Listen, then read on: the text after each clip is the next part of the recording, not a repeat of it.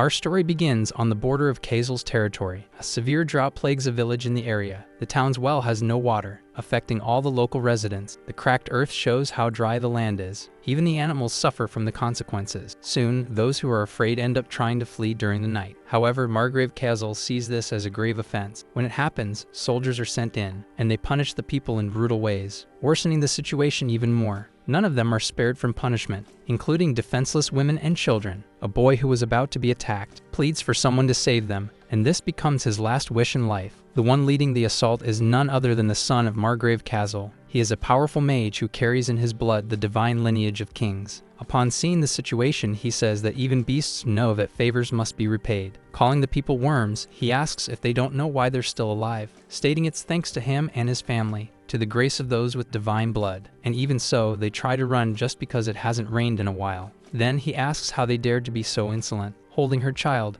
a crying woman begs for forgiveness and pleads for her baby. But without a trace of mercy, one of the guards silences her forever. The boy survives, but witnessing his mother like that is deeply shocking. The prince remarks that the guard acted too quickly, ruining his fun. The guard then apologizes for it and asks what he can do to keep his master entertained. Sometime later, the prince walks toward a tree that had been used to hang a few people. Upon seeing that families were separated because of this act, the young master feels pleased. One of the guards brings a wounded man and says that he won't last long enough to serve as entertainment. Then he asks if he should keep the man alive a bit longer. The man's wife begs for his life because she can't bear to see her husband suffer anymore. However, the guard shoves her away as harshly as possible, giving her no chance whatsoever. The man is then hanged alongside the others and becomes entertainment for the prince, which the prince enjoys greatly. He also enjoys seeing the peasant woman in such a pitiful state, using irony to comment on how useful she's being, and not caring at all about her feelings, since to him, these people matter less than animals, until someone shows up and tells the prince not to treat divine blood so frivolously. Then he sees the approaching man,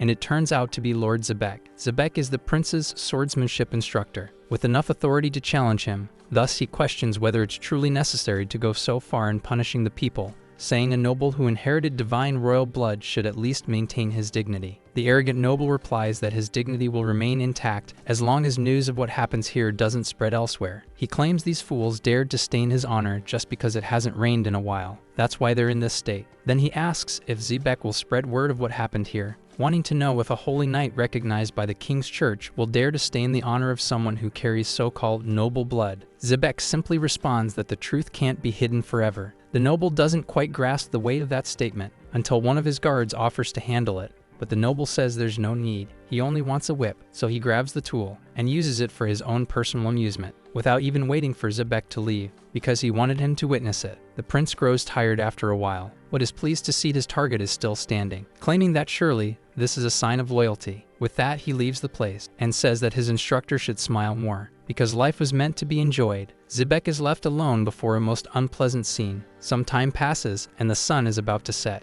Unfortunately, not everyone lived to see it. Among those hanging, there are also some who have fallen. Until the man from earlier tries to speak with his wife, Sophia. He tells her that she must run, but she has no intention of doing so, and continues holding on to Ifan, so he doesn't perish. Sophia looks at an emblem, and wonders if the Emperor's heralds will truly appear to help. With that, she is about to lose both hope and strength. Night arrives, and with it, the cold as well, until someone appears to give Sophia some water. She wakes up, having fainted from exhaustion, and asks who is helping her. Zebec tells her to save her strength. He also says he'll give her a bit of food. For Sophia, there's nothing she can do but accept. She then sleeps beneath the knight's cloak, and he keeps her safe while she rests. But upon seeing something approaching, Zebec wakes the woman from her sleep. He says he came there without anyone knowing, but now he must leave, because if caught, his master might punish him. He also says that, as for her husband, there's no more need to hold on to him. She then realizes that Ifan didn't make it, and is in shock upon seeing it. However, she still doesn't want to accept his passing. And to Zebec's surprise, Sophia once again holds her husband's legs. She asks the name of the one who helped her, saying she'll plead with the Herald clan to spare him when they arrive. Zebec asks if she really has any association with that clan. He says those people are enemies of holiness, soulless heretics,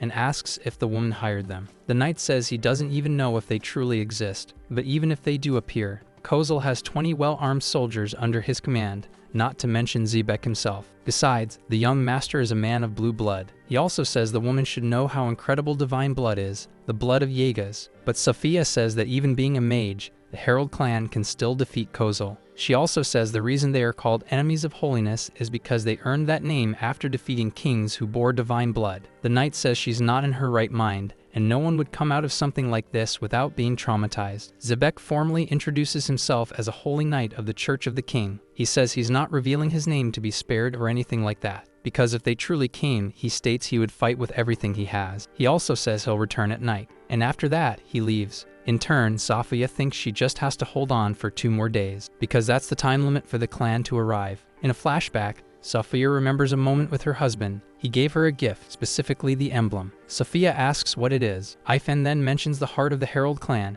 and asks if she's ever heard of it. At the time, she had no idea. Her husband says it's a story he heard from his father when he was a boy, about the clan that was an enemy of holiness and also lacked a soul. Ifan says this gold coin is the Emperor's gold. It can summon those who have no soul, but he warns his wife to be careful with that coin, because the king's men may kill anyone who possesses it. Still, in the end, he kisses her, something that made Sophia feel embarrassed. She then asks why he gave her such a dangerous gift. Ifan says he's only giving her this gift in case something terrible happens to them, claiming that, according to legends, if one draws a triangle on the ground and places a gold coin in the center, a herald will come and help, even though he hoped he would never have to do that. Back in the present, Sophia keeps holding on, because she believes she must hold out for the 2 days. However, her willpower is greater than her physical strength, and she ends up suffering from heat stroke. Therefore, she collapses unconscious on the ground, and this time, there's no one to support her. Far from there, at a soldier outpost, some enjoy the abundant water. Among them is Zebec, who notices that today is hotter than usual, until he is approached by Kosal, saying once again that Zebec should smile more. In response, Zebec says that if all the citizens perish, there will be no one left to collect taxes from. But Kosal says the dissatisfied wanderers are on the move, while the number of thefts increases. In the Margrave's territory, there is fertile soil, so people can be evacuated from there. He asks why children who grow corn in fertile soil must suffer because of people without virtue. He's referring to those who ruined agriculture and governance. Agriculture depends on individual skill, on the soil, on the weather, on the sky,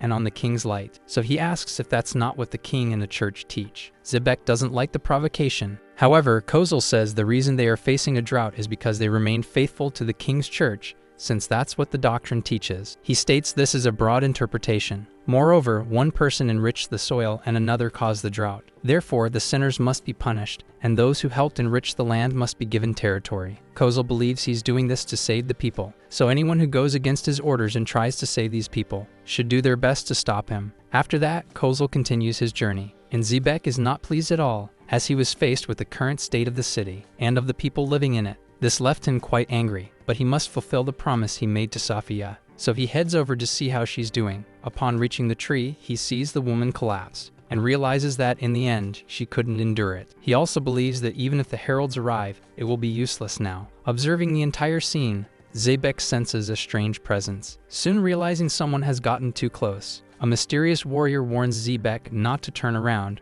or he will cut him down. With that, Zebec thinks that for a swordsman to appear out of nowhere without announcing his presence makes him practically a ghost. So he asks if he's a herald. The warrior replies that he is, and asks if Zebec is a knight or a savior. Zebec introduces himself and says he is from the king's church. The herald says he was just asking out of caution, but can already tell Zebec is not a contractor, as a holy knight of the king's church would not make a contract request. In turn, Zebec asks if the opponent is trying to insult him. The herald even considers it an amusing perspective, but upon seeing the fallen girl, he realizes she's the one who summoned him. Then he asks what is going on now. Zebec says that if his opponent puts away his sword and steps back, he promises on his honor to tell the whole truth. So the herald retreats like a shadow, which deeply unsettles Zebec as he starts to believe the man might actually be a ghost. The herald in turn states that Zebec seems confident he wouldn't have been easily struck if not ambushed. He also says that if Zebec truly is a holy knight of the king's church, then he should at least show some courage. Zebec questions whether the opponent is a mage, but the herald says that everyone in his clan is a mage, except for him. The sword master is a little confused, but his opponent warns that for some people,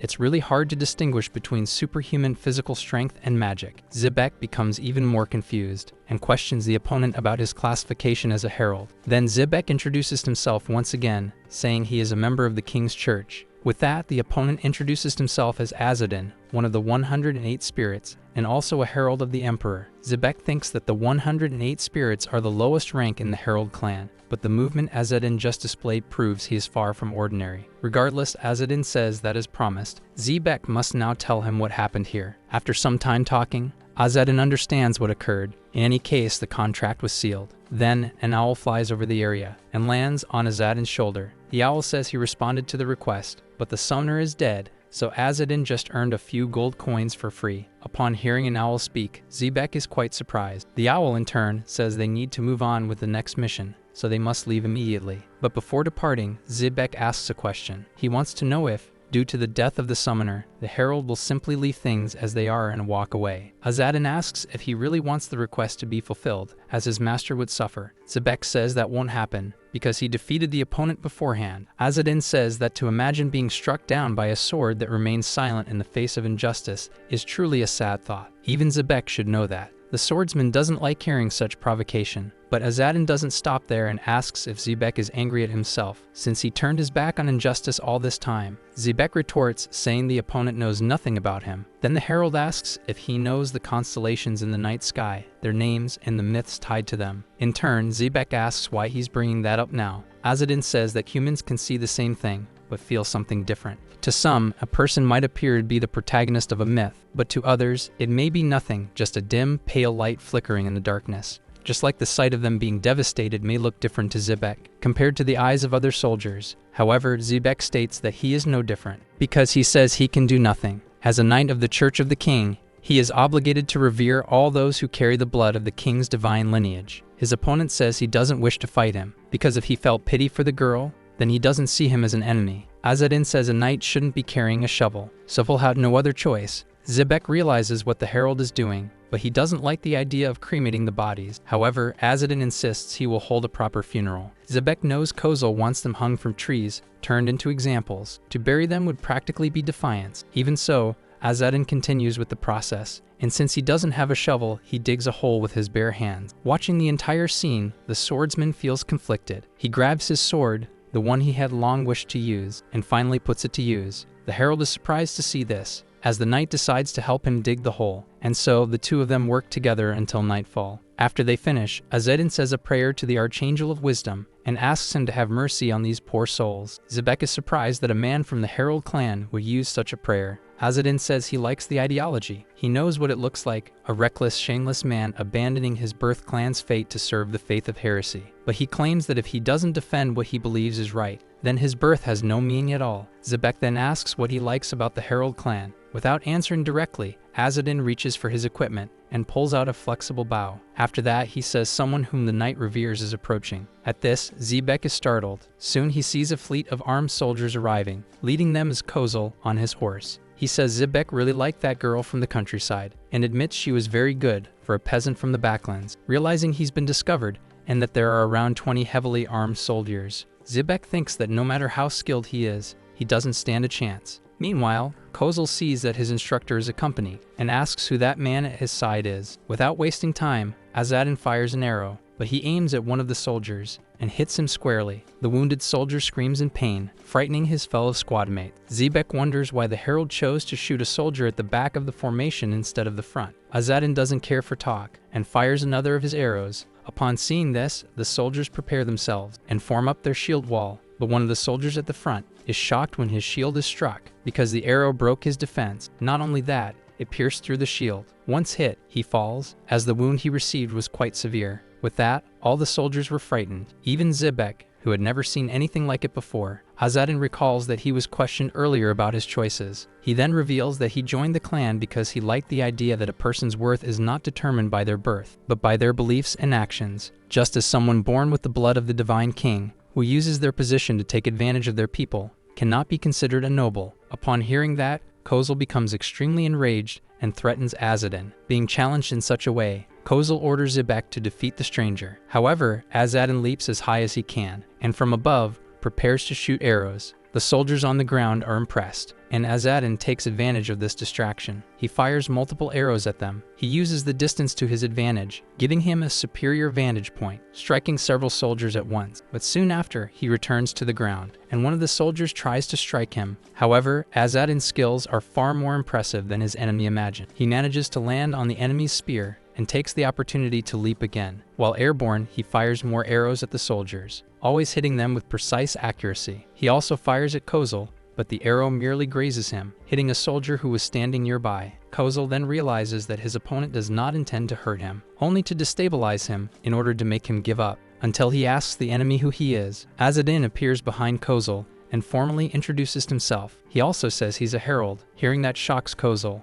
not just him, but his soldiers as well. That alone is enough to make them afraid. Azadin, now out of arrows, states that he doesn't need them to defeat Kosal. He immediately switches to close quarters combat. After that, he disassembles his bow and straps it to his waist just like it was before. With that, he positions himself beneath the noble's horse. The soldiers who are still standing try to go on the offensive, but when they attack, they can't land a single blow. Azadin, in turn, takes the opportunity to counterattack. He states that he already reduced the number of soldiers with his arrows, so now it's easier to finish off the rest. Then he remembers something. He picks up a sword from the ground and strikes down its former owner, something the soldiers don't take well, and they call him a lunatic for doing it. From afar, Azadin's owl watches everything. His battle against the soldiers ends quickly, and Azadin didn't even get injured. He approaches the insolent noble and says his time has come, because someone who used people for his own pleasure for so long cannot go unpunished just like that. However, Kosal uses his powers to try and defend himself. He doesn't even care about his soldiers,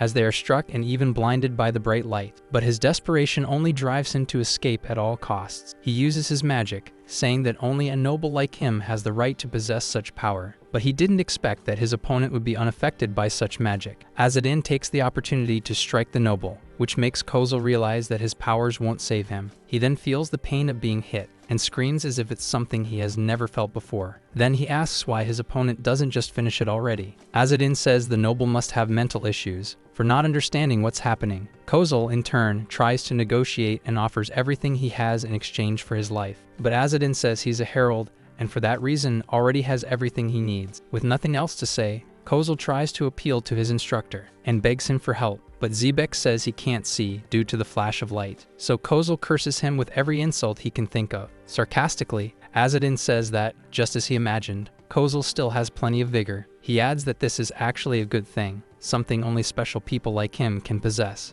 Then, Azadin makes sure that, just like the soldiers, Kosal will never see again. With his own hands, he does it, inflicting upon the arrogant noble the same pain he had once caused others. Azadin says that even without a summoner, he considered carrying out the task, and declares that the Emperor's law has been fulfilled. After all that, Zebec draws his sword, and once again states that he is a knight of the king's church. Therefore, he says he cannot allow Azadin to simply walk away, no matter if he committed just acts. Merely working for the Herald clan makes him an enemy. In turn, Azadin shows no intent to fight, and says Zebec is not like the other knights. But the Swordmaster takes that as an insult, and gets angry even though Azadin assures him it wasn't meant as offense. He simply says that the order Zebec follows is made up of scoundrels expelled from their homes over inheritance disputes. However, from everything he's seen, he believes Zebec is different. He also says Zebec can abandon that order and join him in the Herald clan. The knight is surprised by the invitation. Azadin says they will meet again someday, and after that, departs. He vanishes like a shadow,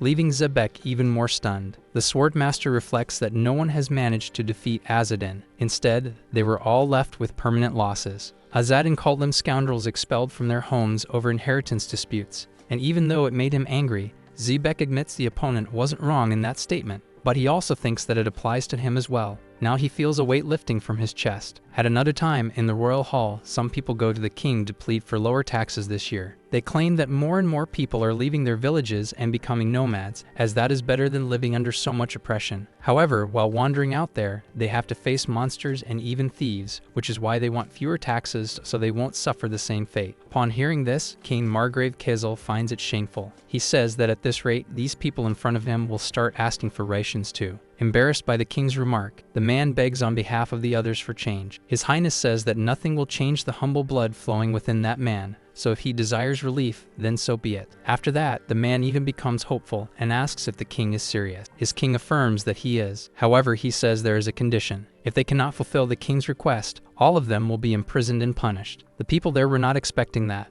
as this was a major twist, but the king tells them not to worry, because what they are asking for amounts to just a single page, claiming that such is the nature of this grimoire. Their leader says he's ignorant when it comes to magic and doesn't know the details of what he just heard. However, the king says it is something very simple, that even fools can understand, and declares that whatever the man merely wishes for, it will respond to his call and reveal itself. So if he manages to get a grimoire like that for his king, his entire village will be exempt from taxes for 3 years and receive 50 bushels of wheat, barley, and oats. The man then says they at least need to know the name of the grimoire so they can search for it. His Highness then says he is referring to a copy of the Divine King's book, something so grand that it leaves the man in shock. After everyone leaves, the king rests on his throne. Soon after, a serpent approaches and stands before him. The king looks coldly at it. Then the serpent transforms into a woman and says she heard the king mention the name of the Divine King's book, warning that it was careless of him. In turn, the king says that the witches are already searching for the grimoire everywhere. Rumors will spread across the continent anyway. It would be wiser to at least find a page before that happens. Then the witch says that the king's son was a victim of violence. The king says that Kosal's forces wouldn't fall so easily,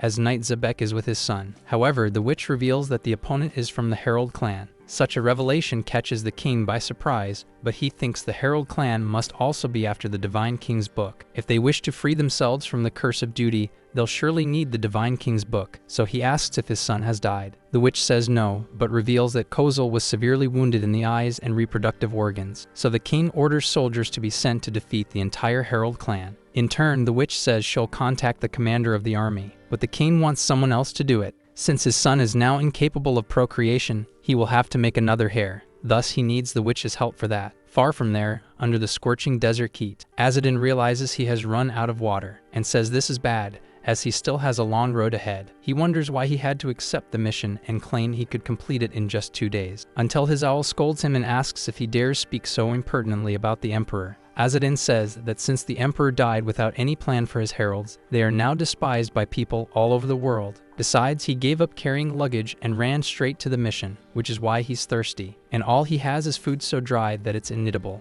The owl apologizes for what it said. Then both see something approaching. In turn, Azadin thinks they might be ghosts, and in front of him, something begins to manifest, until he realizes it's the souls of the people who perished in the trees. Among the souls are even Ifan and Sophia. Upon seeing all those souls, Azadin asks what they want from him. One of them replies that this land has neither the light of the king's virtue nor the blessing of the archangels, so it is not good to remain here for long. Azadin says he has repaid their grief and asks them to move on to the afterlife. Sophia points to a well nearby. With that, Azadin understands that they only wanted to help him. Dying of thirst, he goes to the well and begins to pull up the bucket. From the weight, he assumes the well is full of water. But as soon as he sees what's inside the bucket, he realizes it's just sand, and in the middle of it, a mysterious piece of paper. The clan of Heralds was originally a race known as the Arrogasa. They crossed a massive typhoon from another continent and landed on the continent of Wybris. The 8 divine kings of the Yagas family ruled the continent of Wybris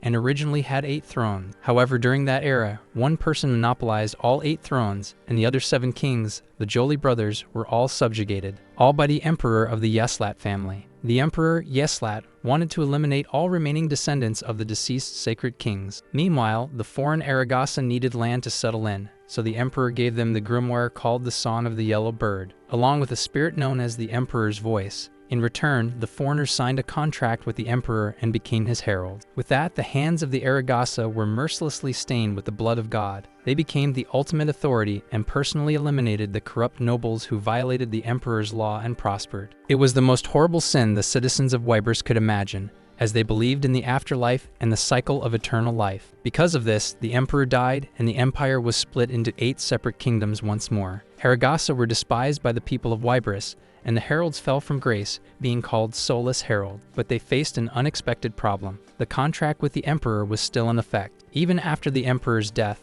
the heralds were still bound to serve as the emperor's heralds forever. Back to the present moment, Azadin picks up the paper and wonders if it might be a page from the Book of the Divine King, the source of the Empire's power. He thanks the souls for their help and wishes them peace, and questions whether collecting these pages will really free him from the curse of duty. But he himself feels it's rude to call it a curse, concluding instead that it's an honorable duty under the contract. However, his owl says he doesn't seem happy, and asks if this isn't what all heralds wish for. The owl tells him to fulfill his service duties and collect gold coins, and to acquire the Book of the Divine King, for that is how he can escape the curse of duty. Azadin says that is the goal of the heralds, but he's concerned that this is beginning to spread throughout the world. He also says the reason the Book of the Divine King was torn in the first place was because of his father. But now he can only think about water and how thirsty he is. As he walks through the desert, Azadin doesn't realize he's being followed and watched from afar. A girl looks at him and says she's found the one she was looking for, calling him the son of the worst traitor in the clan, claiming that he's talentless, powerless, and stupid, and asks if he really can't use magic, like the rumors say. Her companion replies that he doesn't know if Azadin is cursed, but he's certain he can't use magic. The girl mentions a rumor that Azadin wet the bed until he was 8, and that he doesn't even know how to tie a bowstring. She immediately doubts that he can fulfill a herald's duty. The boy calls her Lady Midiam, and suggests they go back, claiming there's no need to work for the lowest-ranking herald when she's related to the summoner. But going against that, she says she wants to test her skills, then fires an arrow, declaring that if she wins, she'll take Azadin's position, and that there's no way she could lose to him. Her companion warns that Azadin is a student of the strict Elder Kazas, and believes there's always a but in every situation. But to Midiam, no matter how incredible Kazas is, an idiot is still an idiot, even if they train for 10 or even 100 years. She can't accept that the son of a traitor who can't even use magic is a herald, believing that Azadin is just taking up space, and that's why competent people like her can't become heralds. With that, she fires the arrow. But before checking whether she hit or not, she hides behind a rock until her curiosity grows and she decides to take a look, only to get hit in the forehead by a thrown rock. Her companion becomes concerned for her. However, Azadin shows up right after and asks if she was the one who shot that arrow. Midiam tries to deflect and is surprised that Azadin got close so fast, since she hadn't even sensed his presence. She is even more surprised to see that Azadin caught the arrow she fired, and not only that, he stored it in his own quiver. In turn, Azadin asks for their names. Midiam introduces herself formally, and Ishmael does too, saying he's from Aether. Ishmael also says they were sent there to assist Azadin. He then asks why he was attacked. Midiam replies that he was out of arrows, and she only wanted to give him a few so he wouldn't be left without any. Azadin understands her intention and says she volunteered to be his assistant just because staying in the Holy Land was boring. Therefore, he tells the two kids to go back. But Midiam doesn't like being called that and says she can't be treated like this since she's of Aetherian bloodline. In turn, Azadin says she should know that bloodlines mean nothing to the heralds, and if she came there to give assistance, she is now his subordinate. He also says maybe she wants to learn how to shoot arrows properly, since she didn't learn it right back in the Holy Land. With that, Midiam realizes that Azadin is different from what the rumors said, and wonders if this is really the guy everyone used to mock. Azadin says Midiam should show more respect to him if she wants to learn anything, and asks if she's going to behave like a member of Aragasa or like an enemy. Even though she doesn't like this situation, Midiam apologizes and says she'll act from now on like a true member of the clan. Azadin says he accepts the apology, but tells her she must not fire any more arrows without permission, because weapons are not toys, so if it's not to shoot at an enemy, then she shouldn't be playing with her bow. After that, he says he doesn't need assistance and orders them to go back home. But before walking away, Azadin asks if they have any spare water. However, in her stubbornness, Midiam challenges him to a duel. Her companion insists she shouldn't do this, saying it's dangerous. But for Midiam,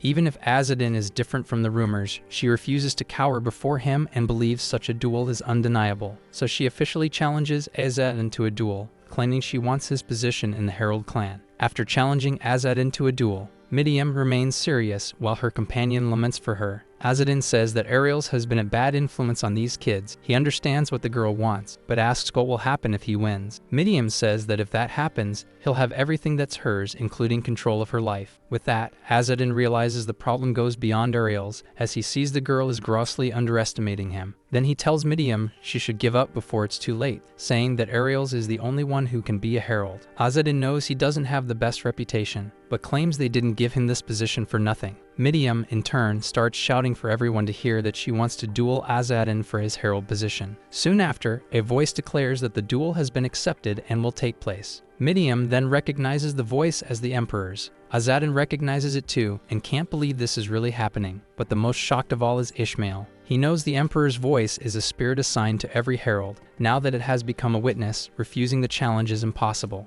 Therefore, he fears for Midiam, but she, herself, is determined to win. A short time passes and the duel is already over. Azadin takes some of their water. Midiam didn't stand a chance and is deeply frustrated. Even knowing this was somewhat obvious, Ishmael wonders what just happened. He saw Azadin use an archery technique suited for the battlefield, sacrificing precision for projectile speed. It was definitely an extreme form of arrogance technique. When bombarded, Midiam tried to hide and defend herself with magic. However, Azadin's combat technique was so precise that for a novice like her, defending against it was practically impossible. Azadin only didn't finish her off because he didn't want to. Ishmael thought Azadin didn't know how to use magic, but he used the beauty of nature, the yellow crane, something Ishmael can't believe he witnessed. During the fight, Midiam was completely lost. Her lack of combat experience against a fighter of this level was obvious. Even so, her bravery didn't let her back down. She advanced toward a rock, thinking that Azadin was hiding there. As she approached, she realized her guess was correct, so she thought that was her advantage and tried to attack in close combat. However, upon striking Azadin, she realized it was just a clone. Midiam was in disbelief for having fallen into that trap, but before she could do anything, Azadin appeared behind her. Her companion warned her, so she tried to use her magic to defend herself. But Azadin's speed was greater. He got close to the girl and broke through her defense, saying that this was her end. Midiam panicked upon being caught. Right after, she was hit so hard that she was thrown against a nearby rock. Seeing that, Ishmael grew worried about his companion and couldn't believe that an experienced warrior had struck a little girl with such force. So he thought it was extremely unfair and felt compelled to go after Azadin. But right then, the voice that had previously authorized the duel now announced its end. The voice also said that Midiam of Aether challenged Azadin's position as Herald and lost, so her fate now rested in the hands of Herald Azadin and Ishmael. And due to Ishmael's interference in the duel, he too would become the property of the Herald, along with Midiam. Hearing this left the girl deeply frustrated, to the point that she tried something foolish. She then decided to attempt something against herself to avoid fulfilling the duel's payment. But before she could do it, Azadin stopped her. As he took the tool from her hands, Azadin said he had expected she'd try something like that. Her companion, however, couldn't believe she had actually attempted it. Then Azadin said that Midiam lost the duel, so she had no right to perish without his permission and could only do so if ordered. He also asked if she hadn't thought carefully before challenging him to a duel and offering such a reward. After finishing the water, Azadin handed the bottle back to Ishmael. He said that everything that happened was enough for them to learn a valuable lesson, and then said they were free to go. Azadin said he would pretend the duel never happened, because it would be bad for them if this went on their records. With that, Azadin felt it was time to leave, so he stood up to go. But upon seeing the two again, he said he didn't need them, which is why he released them, and now told them they should go home. However, Midiam said that Azadin had a beautiful and talented girl tied to him, so she thought it was foolish to let her go. Azadin didn't know what to say about the beautiful part, but stated that if Midiam were as talented as Ariel, she wouldn't have lost. He said there are many guys who like young girls, and that's bad, so it would have been wise to think before proposing such a duel.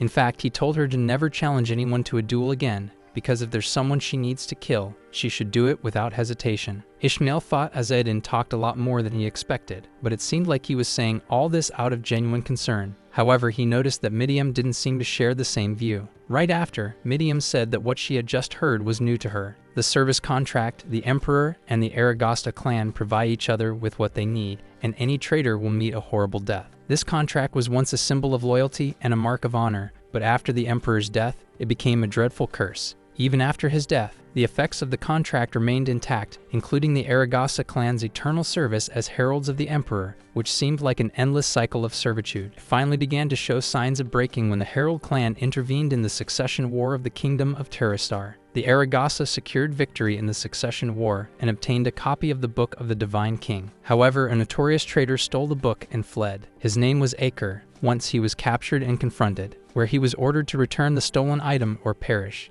The clan threatened Acre with all sorts of methods, but his hope shattered and vanished in the end, because Acre scattered the book into the heart of the world's mountain range, and thus, Acre became the first person to die from the contract's curse. Because of the curse, he gave birth to twins in a male body. Azadin and Ariel, the twin brothers, Ironically, between the two, Ariel became the strongest herald in the clan's history, while Azadin was considered a fool. However, Azadin doesn't know who's been spreading those rumors. He says he has no intention of accepting them, so he tells them not to follow him. But Midiam says she's not following him. She actually has something to deliver to him. She says it's a letter from the regional chief of Salasma. Upon reading it, Azadin sees that instances of the Book of the Divine King have been appearing recently, so the order is for him to recover them, as it will reflect on his performance review. Judging by what's written, he concludes that the other heralds must be aware of the copy. He then says the letter mentions that copies of the Divine King's book have been appearing recently, and asks if the kids are aware of that too. Midiam says yes and starts to speak, but Ishmael steps on her foot to stop his partner from revealing what she knows. She complains, but Azadin interrupts and says that they know about the subject. He also says that for now,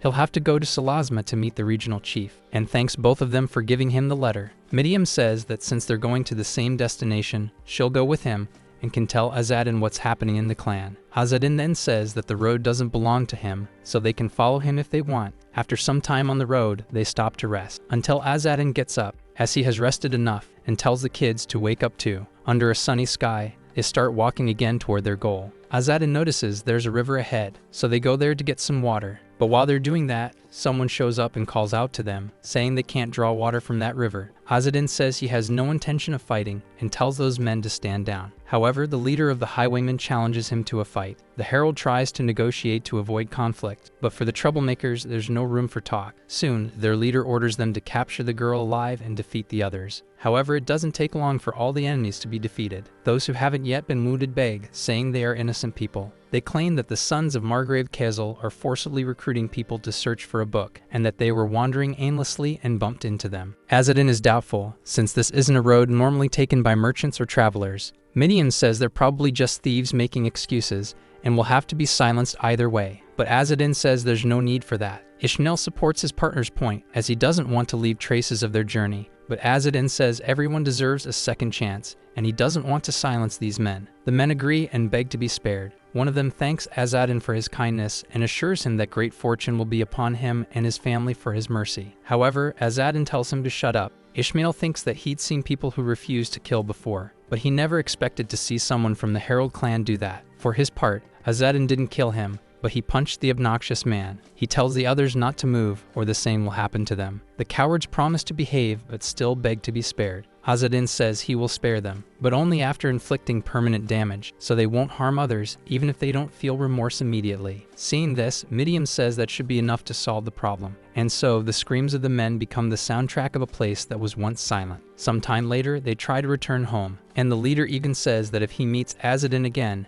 he'll get his revenge. But a giant hand grabs his head. A massive ogre surprises them in the middle of the forest. The other men try to escape, but the ogre gives them no chance. Since he's not alone, the ogre takes the opportunity to collect them for dinner later. The ogre spares none of them, and those he doesn't keep for himself. He gives his food to his goblin companions, until eventually he sees a human village. At that, he starts to drool, because to him, that means an abundance of meat. Back at the Herald's group, Midiam says that at first, she thought Azadin was just holding back, so she was surprised, but thinks it's not a bad tactic, since they need to retrieve all weapons. Azadin says it's hard to understand others without having gone through the same situation. Losing an eye has greater consequences than one might think. The people they would have victimized in their attacks are now the ones they fear. He's sure this is a good opportunity for the men from earlier to regret their past actions. Ishmael reflects on that opportunity for repentance, since Azadin spared them and even gave them a chance to purify their souls. For his part, Azadin says this conversation is bothering him, since it's been said that Margrave Kosal is searching for a copy of the Divine King's book.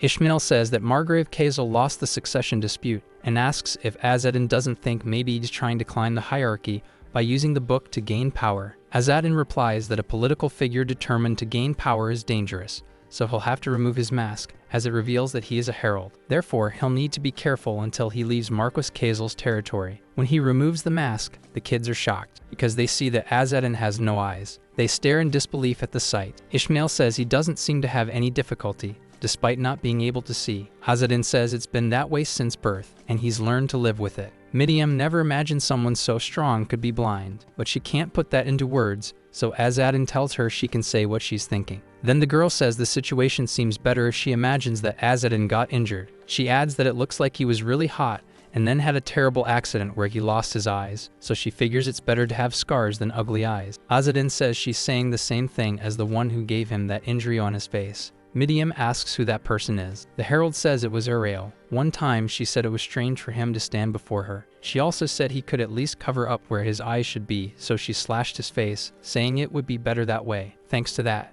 Azadin took on the role of the blind man and used it to his advantage, so he never had a problem while traveling alone. Midiam asks if they also need to pretend that Azadin is blind. He replies that it's fine. Sometime later, Ishmael spots the city gates and says the lines are pretty long. Azadin says it's been a while since he was at the entrance of East Village. Midiam says it's also the village where the Imperial Road begins and asks if it's not a great starting point for their journey. Azadin tells her to be quiet because he's just a solo pilgrim and they're just some kids who happen to join him. He also tells him to put on puppy dog eyes. Then a guard asks a man if he looked like that the last time he was in town. They use the opportunity to search people's luggage. Midiam notices that they also end up stealing valuable items, but Ishmael says it's not as bad as the last time they were there. However, Azadin realizes the guards are actually looking for something specific. Soon after, a man approaches Azadin, saying he's blind, and has these two orphans traveling with him. He also asks why there's so much movement. The man says there are rumors about some divine book, and apparently the Herald clan is after it, so the guards want to find it first. But while Kosal's men are searching for this item,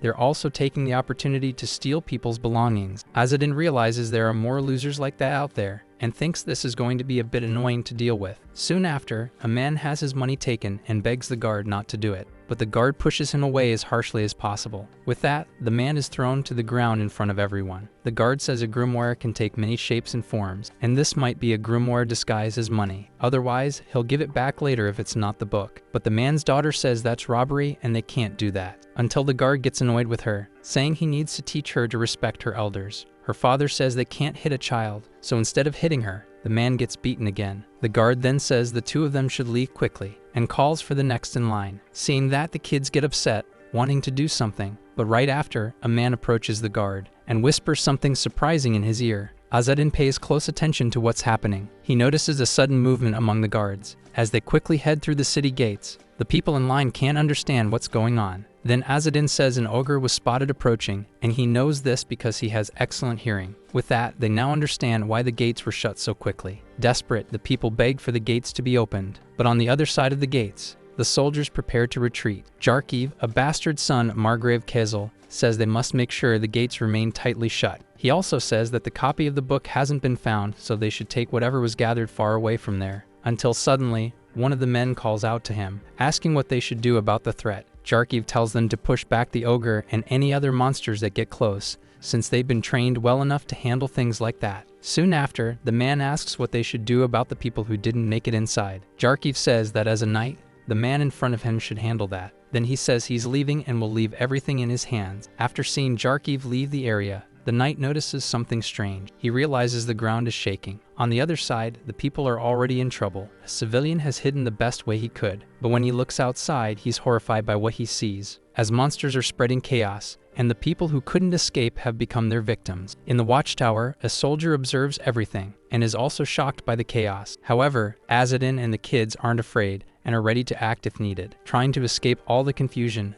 a caravan flees the city, until a woman among them looks back and says the road will get bumpier as they go further. She then hands a lantern to the boy, telling him to guide his younger sister and blind uncle. Ishmael thanks her and says he'll do that. With that, Azadin realizes the people acted according to what he wanted, and his disguise as a blind man is working. Once, the knights and mercenaries had left. However, they needed to protect the village and asked those who could fight to stay behind and defend alongside them. That way, they believed that defending the village would allow the elderly and the wounded to escape a bit faster. A father then promised his daughter that he would fight to protect her, but the girl herself reminded him that he could barely cut an apple. Azadin thinks about that, but doesn't voice his discomfort. Unlike him, Midiam shows she is extremely dissatisfied, calling the guard's reaction to the monster attack pathetic. However, Azadin remembers that they may be the people of Wybris, but instead of abandoning those they should protect, they seem to see this as a noble act. Midiam agrees and says it would be strange for someone from Aragasa to sympathize with the people of Wybris. For Azadin, that doesn't matter, as he feels the same way, and says it's best they part ways now. Like a shadow, he leaves and abandons the kids, without even saying where he was going. Back at the city walls, the guards on duty see the monsters approaching,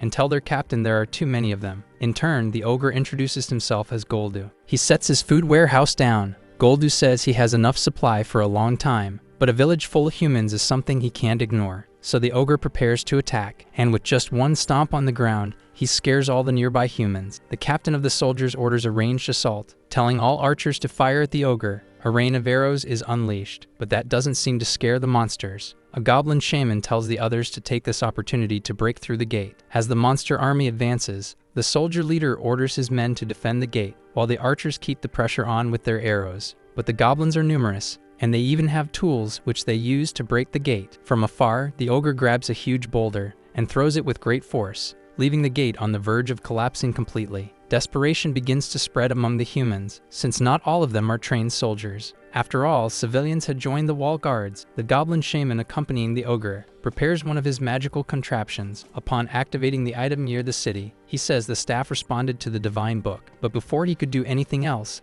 Azadin attacks him. The herald appears out of nowhere and immediately charges into battle. Meanwhile, the ogre keeps hurling stones, to the despair of the humans, but Azadin moves them out of the way, preventing them from being hit by the boulder. After that, he says he'll help defend the gate. The captain asks who he is. Then Azadin introduces himself as a herald of the emperor. Everyone present is shocked to hear that, but they don't have much time to talk. Azadin knows this, so he returns to the battle, and manages to hit the ogre in the eyes. Now blind, the ogre starts attacking monsters from his own army. Azadin takes this opportunity to get closer, and use the ogre to his advantage. Now that he's in a favorable position, he manages to hit the goblins from above. Seeing this, the leader of the soldiers asks if Azadin is really a cruel assassin like the legends say. Back to Azadin, he spots the ogre's fallen stockpile. Then he notices that the men inside are the same ones who attacked him near the stream. Amid the piles of bodies, one of them is still alive, but he soon comes face to face with the goblin shaman, who remains alive and pleased for finally having found something about the divine book. To him, such an item is priceless, so the shaman summons a monster, claiming that with the book, he will become the king of fangs. However, his creation grows larger than he expected and turns against its own master. Upon seeing this,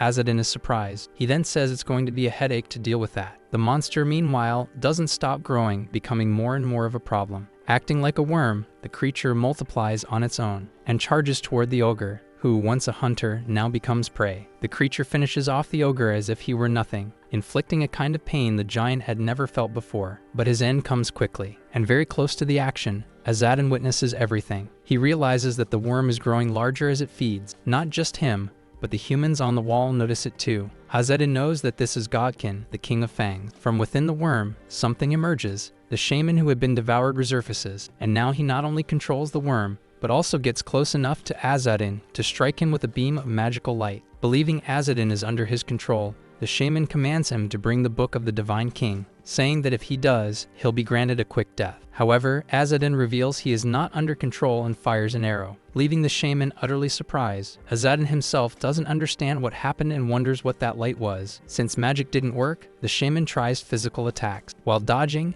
Azadin wonders why a goblin shaman is after the book of the divine king. But first he needs to defeat the enemy to get answers. The worm is so large that it ends up hindering its supposed allies. Still, it keeps advancing under its master's command, completely ignoring the other goblins on the battlefield. As he runs, Azadin spots a sword stuck in the ground, so he runs toward it to grab the weapon and use it against the monster. That way he attempts an attack. He uses his speed to slash the creature's fangs and weaken it a bit. Azadin says those fangs are stronger than the worm's body. After removing some of them, he says fangs with shallow roots are weak. Upon hearing that, the shaman takes it as provocation and declares he is the king of fangs and will not let it slide. Azadin, in turn, keeps provoking the enemy and keeps cutting off more of the monster's fangs. But his sword begins to corrode from a fluid dripping from the creature, so he realizes the steel of the sword isn't strong enough. Now he's standing before the monster without a weapon to use. He then realizes he's at a disadvantage since he's working without any reward. Still, he keeps fighting, this time using arrows. The shaman is wounded, so the soldier's leader orders his men to fire as well. But some of them don't feel comfortable helping a herald in battle. Then the leader says they don't need to be loyal to the king's church anymore. After all, they were abandoned there to die. And if they don't act now, the end for everyone will be worse than any punishment. Those words are enough to convince a few. One of them fires an arrow, saying he doesn't want to die there. He also says that if he can take down the monsters and survive, he might even consider joining the Emperor's Herald clan. Soon, the others start attacking too. That way, they make arrows rain from the sky, and the unprotected shaman is hit by the attacks. Azadin is pleased to see it, because now he got the time he needed. So he begins collecting some of the fangs he had ripped from the worm, and uses them as weapons, throwing them at the monster. He sees that this is causing the damage he expected, so he continues throwing the fangs. The shaman doesn't like being struck like that. Sarcastically, Azadin says the enemy shouldn't be mad. After all, he's just returning his fangs. However, the shaman yells that as the king of fangs, he will become the most powerful.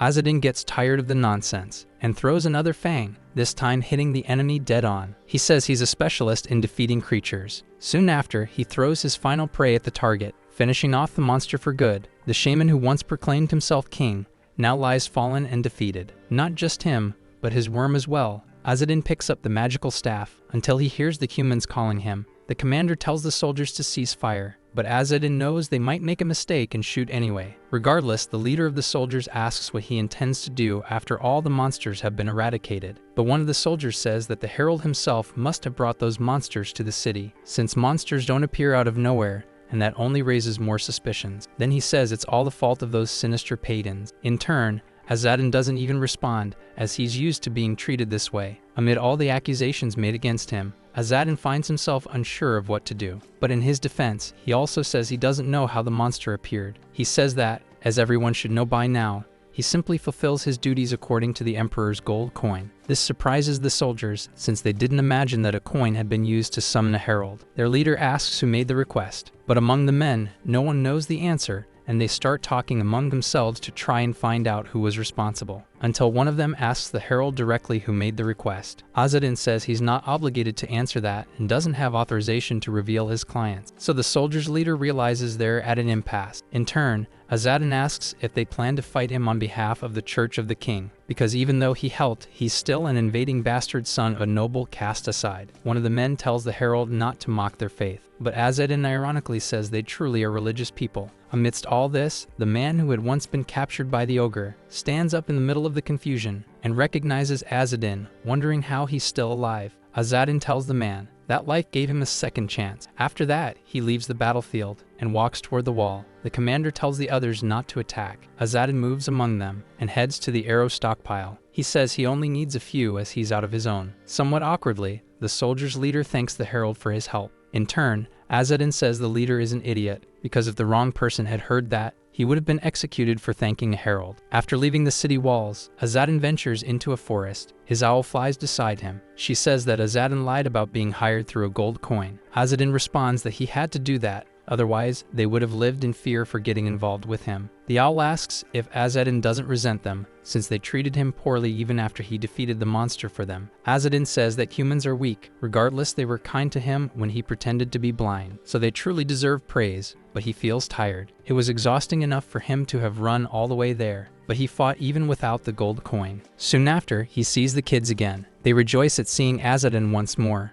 When they reunite, they ask if Azadin defeated the monster, since it seemed pretty strong. Ishmael says he wasted his energy and didn't even earn a gold coin. Azadin remembers that Midiam said it's a beautiful thing to help and protect people, but he declares that life isn't fun without aesthetics. The girl says Ishmael was never a fun guy anyway. Either way, Azadin says they managed to get free and asks if the Evacus just let them go. Ishmael says they were kind people and even gave them good torches, so he concludes those people didn't know they were from Aragasa. Midiam says they tried to stop them at first, but she claims she convinced everyone, attributing it to her beauty. Azadin says they might have gone easy on her, because they probably thought Midiam was just a child, but the girl disagrees. She says she's already 13 and a queen in the north got married at that age. Changing the subject, Azadin presents the magical staff he took from the enemy and asks if she recognizes the item. Midiam says that it belonged to Godkin, and that she'll have to focus a lot to handle it, since she doesn't have much stamina right now. Then she asks if Azadin is finally recognizing her as his subordinate. In response, he says he's just asking a favor from a fellow Aragasa.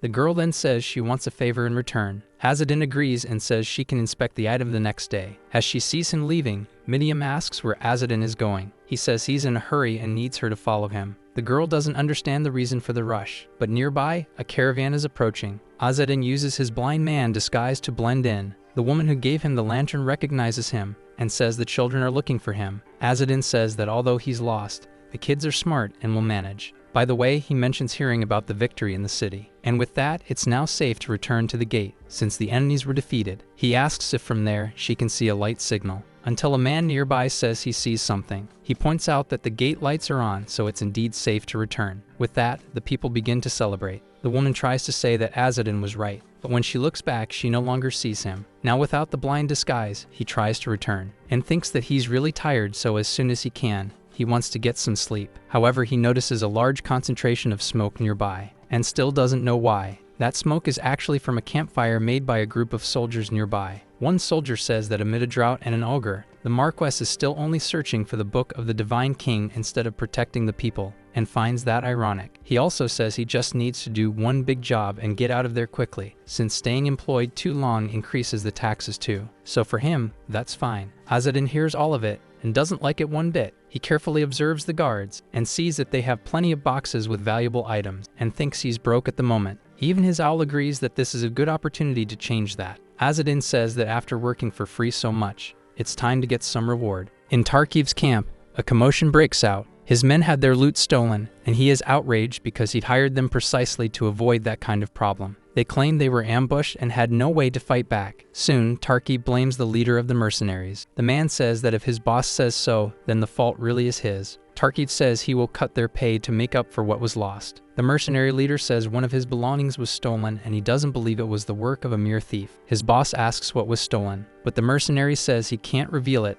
so Tarkiv figures it isn't anything important. The mercenary says Little Sneaker will head to the next village and asks his boss to issue a recruitment order for that village under his authority. Tarkiv says the nearest village is a public stagecoach station, a place run by a noble, so it would be difficult. But he doesn't understand why he has to do that and asks if his employee is giving orders now. Irritated at working for such an overbearing noble, the mercenary says he will sack the place in Tarkiv's name. With that, he plunged his knife into his boss, which obviously he didn't like at all. Seeing this scene, the others become worried, but their captain tells them not to worry, because that dagger is a gift from a witch. After he says this, the dagger turns into a spider that crawls into the body through the wound. Tarkiv panics when he sees this, but the mercenary says he will be fine. The noble asks why he did that. In turn, the mercenary merely blows on the wound, causing Tarkiv excruciating pain. Right after that, he collapses to the ground. The mercenary says the spider just stung him and nothing more, and also tells Tarkiv to listen closely to what he has to say, otherwise the spider will lay eggs inside his body. Worried, the noble tries to understand why this is happening. His shock spreads to the guards as well, but soon the mercenary tries to calm the noble down. He says he will go to the public stage station, and will also capture the little rat that stole his belongings. Far from there, by the roadside, the boys take the chance to rest a bit, until Azadin's owl shows up to approach them. Apparently they were quite tired, and drag their feet when it's time to wake up. Right after that, Midian spots Azadin. Seeing that he has 2 rods, she asks if he has always had them. The protagonist says he went to the mercenary supply last night and found the other rod. Coincidence or not, it's identical to the one that belonged to the previous goblin shaman, and he asks Midian to analyze it. But his companion says he will do it himself because the item might be cursed. Next, he uses his powers to analyze the staffs. The protagonist asks what he saw. Ishmael says he sees a green and black mental image. Azadin says that if it's the Fang King, he will see red mana and asks if it could belong to another Kurt. Ishmael believes it's possible. Then he will look for a specific target. After that, he says the item was made to point to a specific target, and besides, it isn't durable, so it can be broken easily. Even so, you can tell the creator is high caliber because the way the item was built shows it, and the staff's performance is high magic. Azadin finds it all very curious and thinks he will have to deal with more trackers from now on. For now, he wants to take a look at who lost the item. A short time later, he returns to the mercenaries' camp, but when he gets there, he notices something is different, because the atmosphere of the place has literally changed from night to day. Azadin realizes the mercenaries are getting ready for a war, whose purpose is to collect the copy of the book. The protagonist expected them to do something after losing the wand, but thinking they would resort to brute force is too much. Next, Midian asks what he found out. The Herald then reveals the mercenaries' plan. Soon the boys realize the enemies escalated very quickly. Midian says they can't storm a village recklessly, and asks if they have any reason to be so desperate. Azadin thinks maybe they do, but he isn't sure. On the way, he takes the chance to try to analyze the item better, and after a while they get near the city palace. Inside, people live normally. He then enters the city walls. After finding a guard, he passes as a blind man. Midian is impressed that the disguise works so well and managed to enter without any problem. Ishmael sees the wagon of the Kosal Traveling Merchant Association. Midian, for her part, says that finally they can take a break. Even Azadin is impressed by that. In any case, he decides to go along with what the boys want. A flashback shows a child confronting a newly inducted herald, claiming that since she's the daughter of a traitor, she shouldn't be so full of herself. The greatest genius of the clan, who became a herald at the age of 3. That's how the adults used to refer to Ariel at that time. The boy who confronted her as a child had to learn the truth the hard way, with a broken ankle. But that wasn't all, because Ariel was far more than just someone stronger than the rest. Back to the present,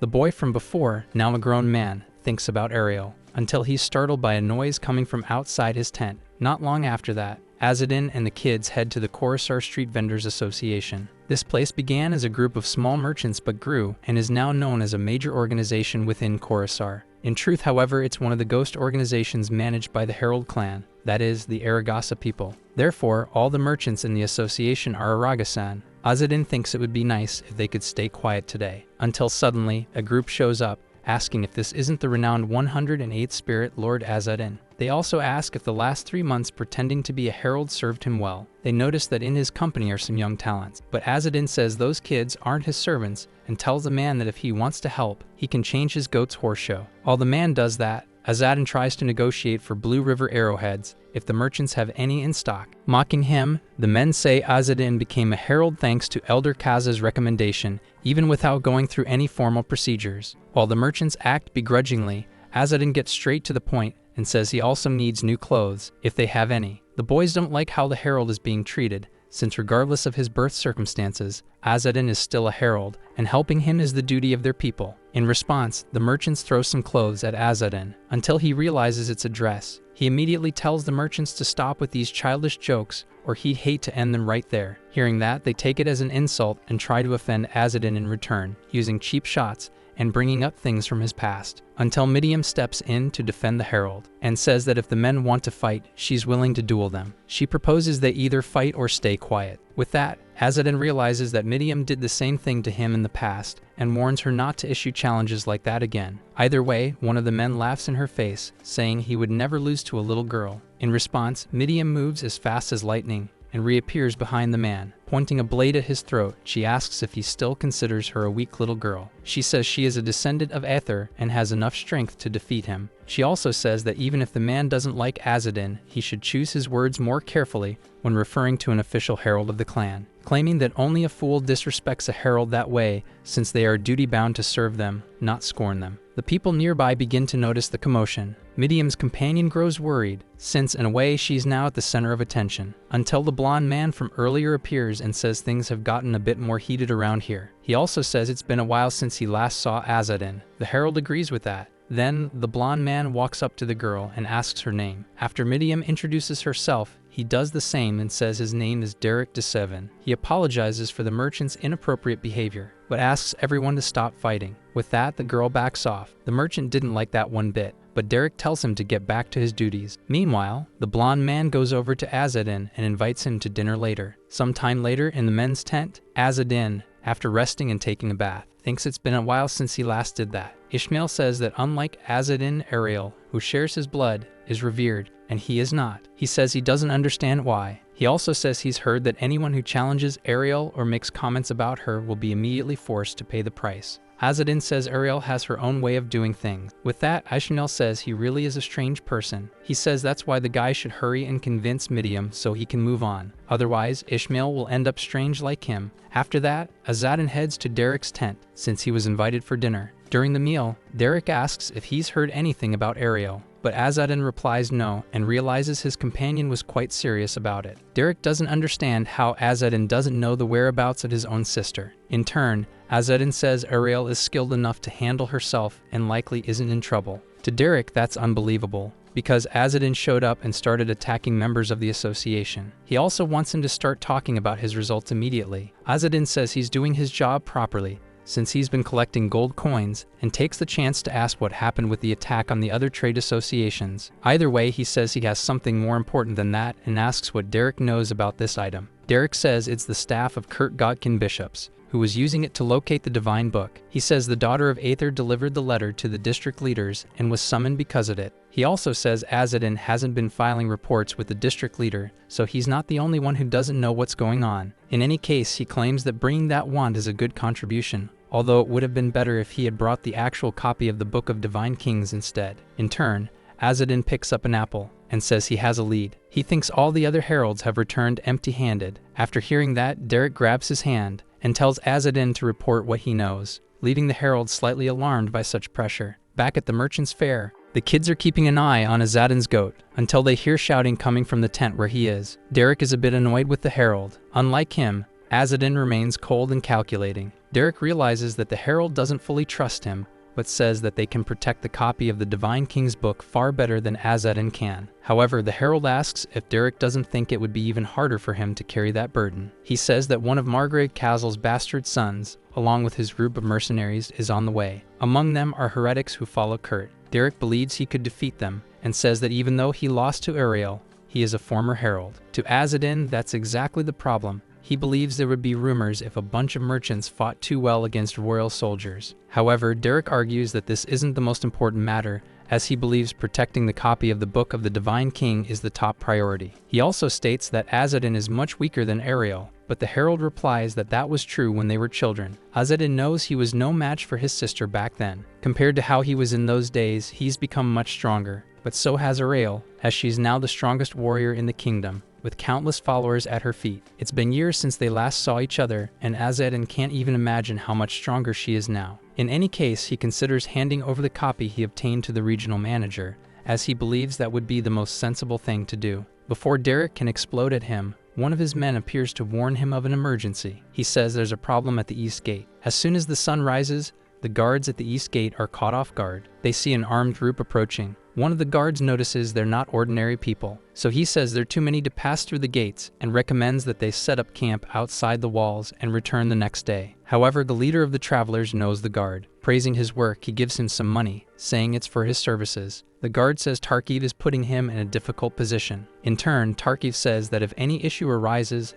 the guard can go confess at the king's church later. But before he can say anything else, he's struck. One of Tarkiv's men begins attacking the guards, because he was tired of all the talking. Their leader doesn't seem very pleased about it. Even so, the men act with brutality. Tarkiv scolds them, but his soldier says they don't have time to waste. His master says this is a bigger problem since there are 3 gates there, but his soldier claims he'll handle it. He uses one of his abilities and blows some insects toward the remaining guards. The small creatures start digging into the surface and transform the guards' bodies from the inside out. Tarkiv is horrified to see this. However, the former guards are now zombies controlled by the insect master. The leader calls him Kurt and says that by doing this, he is a heretic. Laughing in his face, Kurt says his master took too long to realize that, but he says they can still work together since they share the same goal. While Kurt wants the book, Tarkiv seeks revenge. Then he decides to use his insects on his own master, thus controlling Tarkiv against his will. In any case, Kurt has them all under control now. He says no one is allowed to leave the village anymore. Then he sends his zombies to hunt down the targets. Some time after this chaos at the gate, some townspeople prepare to leave.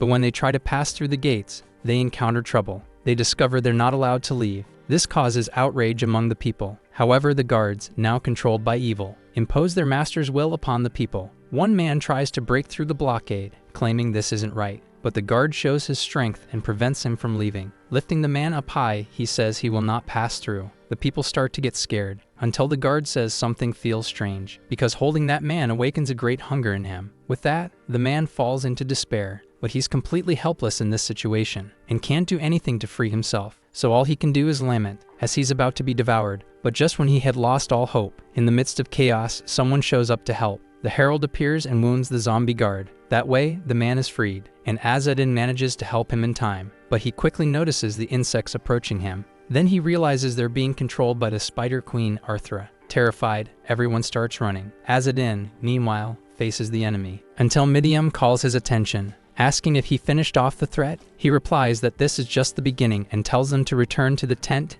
and grab as much water and food as they can, because people are going to need it. Right after that, Midiam is startled and tells Azadin that something is behind him. One of the zombie guards appears and tries to strike Azadin from behind, but the herald manages to dodge it. The zombies are hungry and want to devour whatever they see. Azadin realizes they're covered in spiders and that they're controlling the entire nervous system of these men. He's attacked by the zombies, but manages to escape, until he wonders what would happen if he shocked them. The Herald picks up a cloth from the ground, and uses it to cover the opponents. After that, he decides to try the idea of an electric shock. Using his abilities, he releases an electric discharge on the zombies. In a way it works, because the spiders start abandoning the bodies, but they don't leave without retaliating, and try at all costs to strike Azadin. However, once again, he backs away. But his plan didn't work as expected, since the spiders had already fully taken control of the soldiers' bodies. Then someone throws him a torch. The Herald catches it, knowing fire will help. He uses the torch to drive the enemies away, because spiders don't like fire. Ishmael was the one who appeared with the torch. He and Midian couldn't stay out of the action, and decided to help the Herald. Azadin even compliments how they handled it.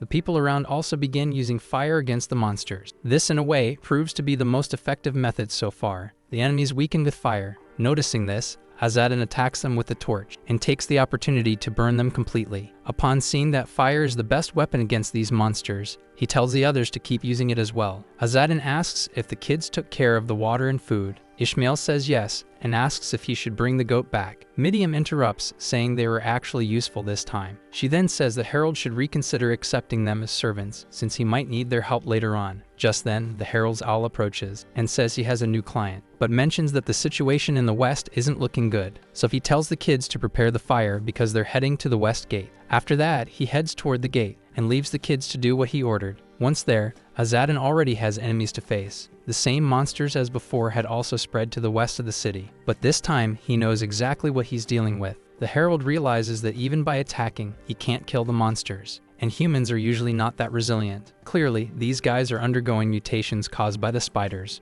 and their numbers keep multiplying more and more. Then an attack comes from above, and a powerful lightning bolt strikes one of the monsters. Midian and her companion finally appear. She celebrates for hitting the monster with her arrow, but soon after she feels weak. Azadin realizes what the girl did, and knows she's only trying to impress him to earn his recognition. So he praises her determination, then states that the beauty of nature is a grimoire, and it's better not to use it too often, advising her to rest. Ishmael, however, doesn't like seeing his companion overexert herself, and asks Azadin if the client is dead. The Herald confirms that he is, so Ishmael asks why he's still fighting these creatures. Azadin says that a contract is still a contract, even if the client is no longer alive, therefore, he cannot stop until it's fulfilled. Ishmael thinks there's a limit to how long they can keep burning those bodies. The Herald agrees with him. That's why he states his goal is to kill the leader of these monsters. The west gates of the city are in flames. The people nearby are constantly being attacked. And amid all this horror, Kurt admires the work he has done, until Tarkiv asks if he's sure of what he's doing,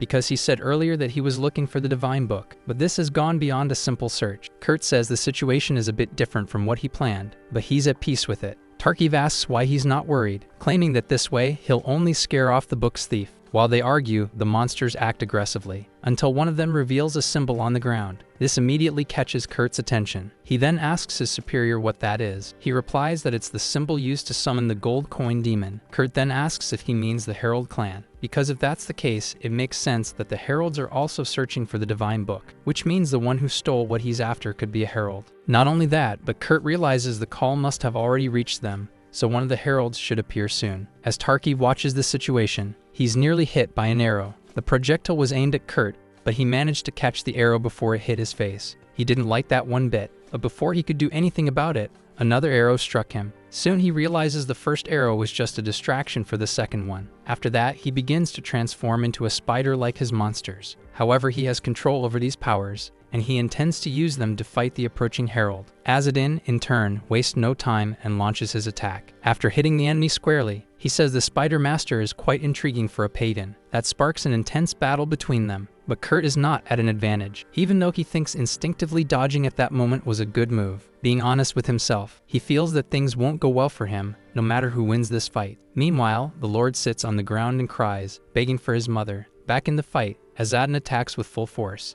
and even manages to cut off the spider legs of his opponent. Azadin thinks the spider leader must be very powerful, considering he still has his mind after turning into a spider. Kurt also acknowledges the Herald's strength and didn't expect that from a member of the enemy clan. However, he says that strength isn't enough, since he believes the Herald won't be able to defeat him in his complete transformation. Azadin, however, mocks the situation. He says that regardless, the enemy is still just a spider. Then he strikes his opponent, making Kurt even angrier. Azadin keeps provoking the enemy, saying that despite being agile, spiders can't reach their own backs. Then he attacks the enemy from behind and manages to catch him completely off guard. Realizing he could be next, Tarkiv tries to calm the Herald down. Azadin says he doesn't care if he's a noble, but Tarkiv attempts to negotiate with his opponent. Then he pulls out an item he had hidden, revealing it to be a golden coin from the Emperor. The Herald asks where he got that. Tarkiv says he got it from his mother, and thinks that with this coin, he'll get out of this, since it will allow him to control the Herald. Azadin says that just having the coin isn't enough, as it only works if a contract is made. With that, Tarkiv draws the symbol on the ground and throws the coin into its center. He says he was infected by Kurt's spiders, so he wishes for the Herald to save him. Azadin's owl appears and says the contract was accepted.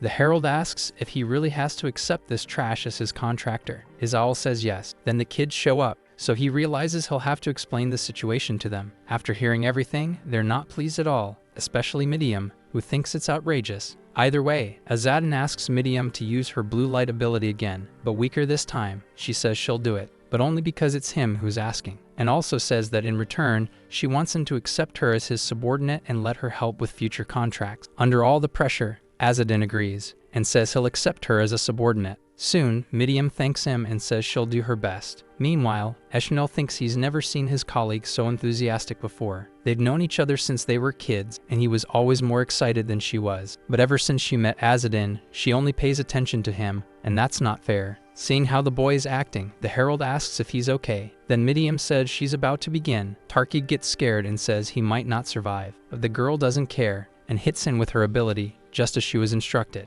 After finishing, Azadin apologizes for asking her to push herself so much and asks if she's alright. Midiam says she'll be fine because she's a daughter of Aether and never gets shaken. The infected noble, on the other hand, is completely toasted. He feels very uncomfortable with the situation, and upon noticing he's being stared at, he asks why they're looking at him like that. He also tells them not to insult him in such a way. Ishmael asks if now that the job is done, they can finally take out the snob, but he ends up being scolded by the Herald. His owl says that the Emperor's voice accepted the request of the illegitimate son, which means he was deemed a worthy individual for protection. Contractors must be treated with sincerity even after their wishes are granted. Moreover, the Emperor's voice draws life energy from the contractors. Azadin wants to get rid of the remaining spider mercenaries in the village, but he thinks that if he mentions it, those puppy-eyed kids are going to start bothering him, until suddenly, they notice something different. Toward the gate, some men are approaching. The Herald quickly thinks that these men might take care of the remaining enemies, and he'll be able to move on. However, Tarkiv begs to go with them, claiming that once the Church of the King begins its investigation, he will be doomed,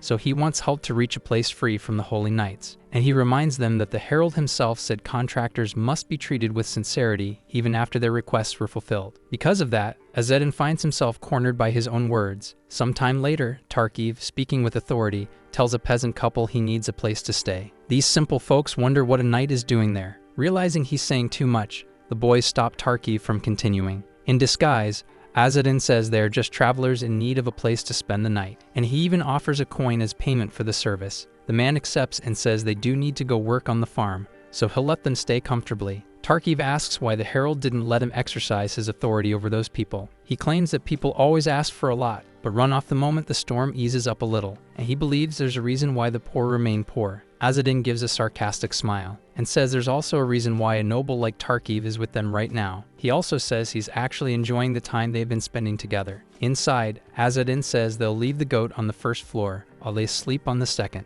The noble seems a bit uncomfortable, and Azadin quickly asks if he still has spiders in his stomach. Tarkiv says no, his discomfort comes from having to sleep in a place like this. Meanwhile, Midiam asks the Herald what the Church of the King is like, because the people seemed more frightened than happy with the presence of the Holy Knights. Azadin says they are knights who enforce the laws of the 8 kings. They learn white magic and protect people, so most people welcome their presence. But in reality, the place is full of noble bastards, and they steal far more than they protect. Seeing how the noble sleeps, Midiam finds it amusing, but the Herald says they also need to sleep while there's still time. Near the forest where Azadin and his group are resting, a group of armed soldiers approaches. Leading them is the knight Godkin. Suddenly, one of the soldiers asks how much longer they'll have to walk through this place. The leader says he also wants to be done with this quickly. The soldier thought they came to kill monsters, but it seems the creatures fled, so he suggests they just say the monsters ran away, because what he really wants is to go home and have a drink. Speaking of which, one of them mentions that the knight's daughters are truly beautiful,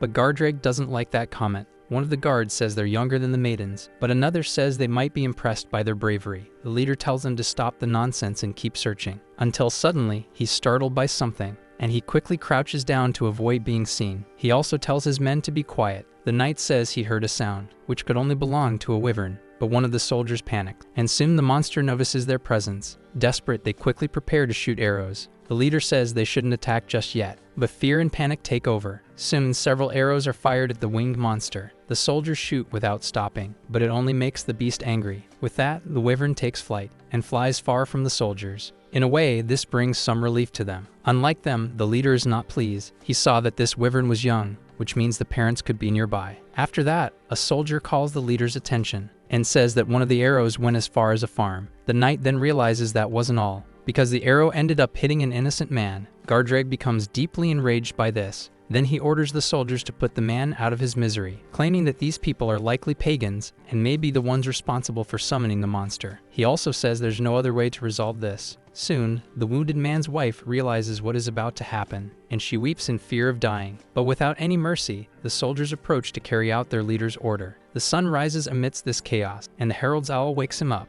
Azadin says he only slept for 2 hours and doesn't understand why he was awakened, but the owl says his services have been requested. After Azadin is awakened by his owl, he complains about having slept too little. His owl says it is a herald's duty to respond to a call. After that, he hears a noise coming from outside. Someone is screaming for help. The daughter of the couple who gave him shelter comes running into the barn. Azadin quickly gets up and goes to her, asking what happened. She says her father was killed by the soldiers and begs the herald for help. Outside, the soldiers had wiped everything out. They spared none of the people, as that was the order from their leader. Godkin approaches and asks if they found the child yet. The soldier says no, that she ran away, but says they are still looking. Godkin, seeing the bodies, assumes these must be the girl's relatives, and if she spreads what she saw, it could cause trouble. He knows that the sentence for harming innocent people is a one-way path to the gallows, and considering Bishop Salasma's temperament, he's certain that, as a knight, he will not go unpunished. Not to mention he didn't even succeed in his mission to hunt the monster. The knight knows that bandits often kill people on the roads, but he believes that excuse won't hold up. He believes that at his age, he cannot become a repentant knight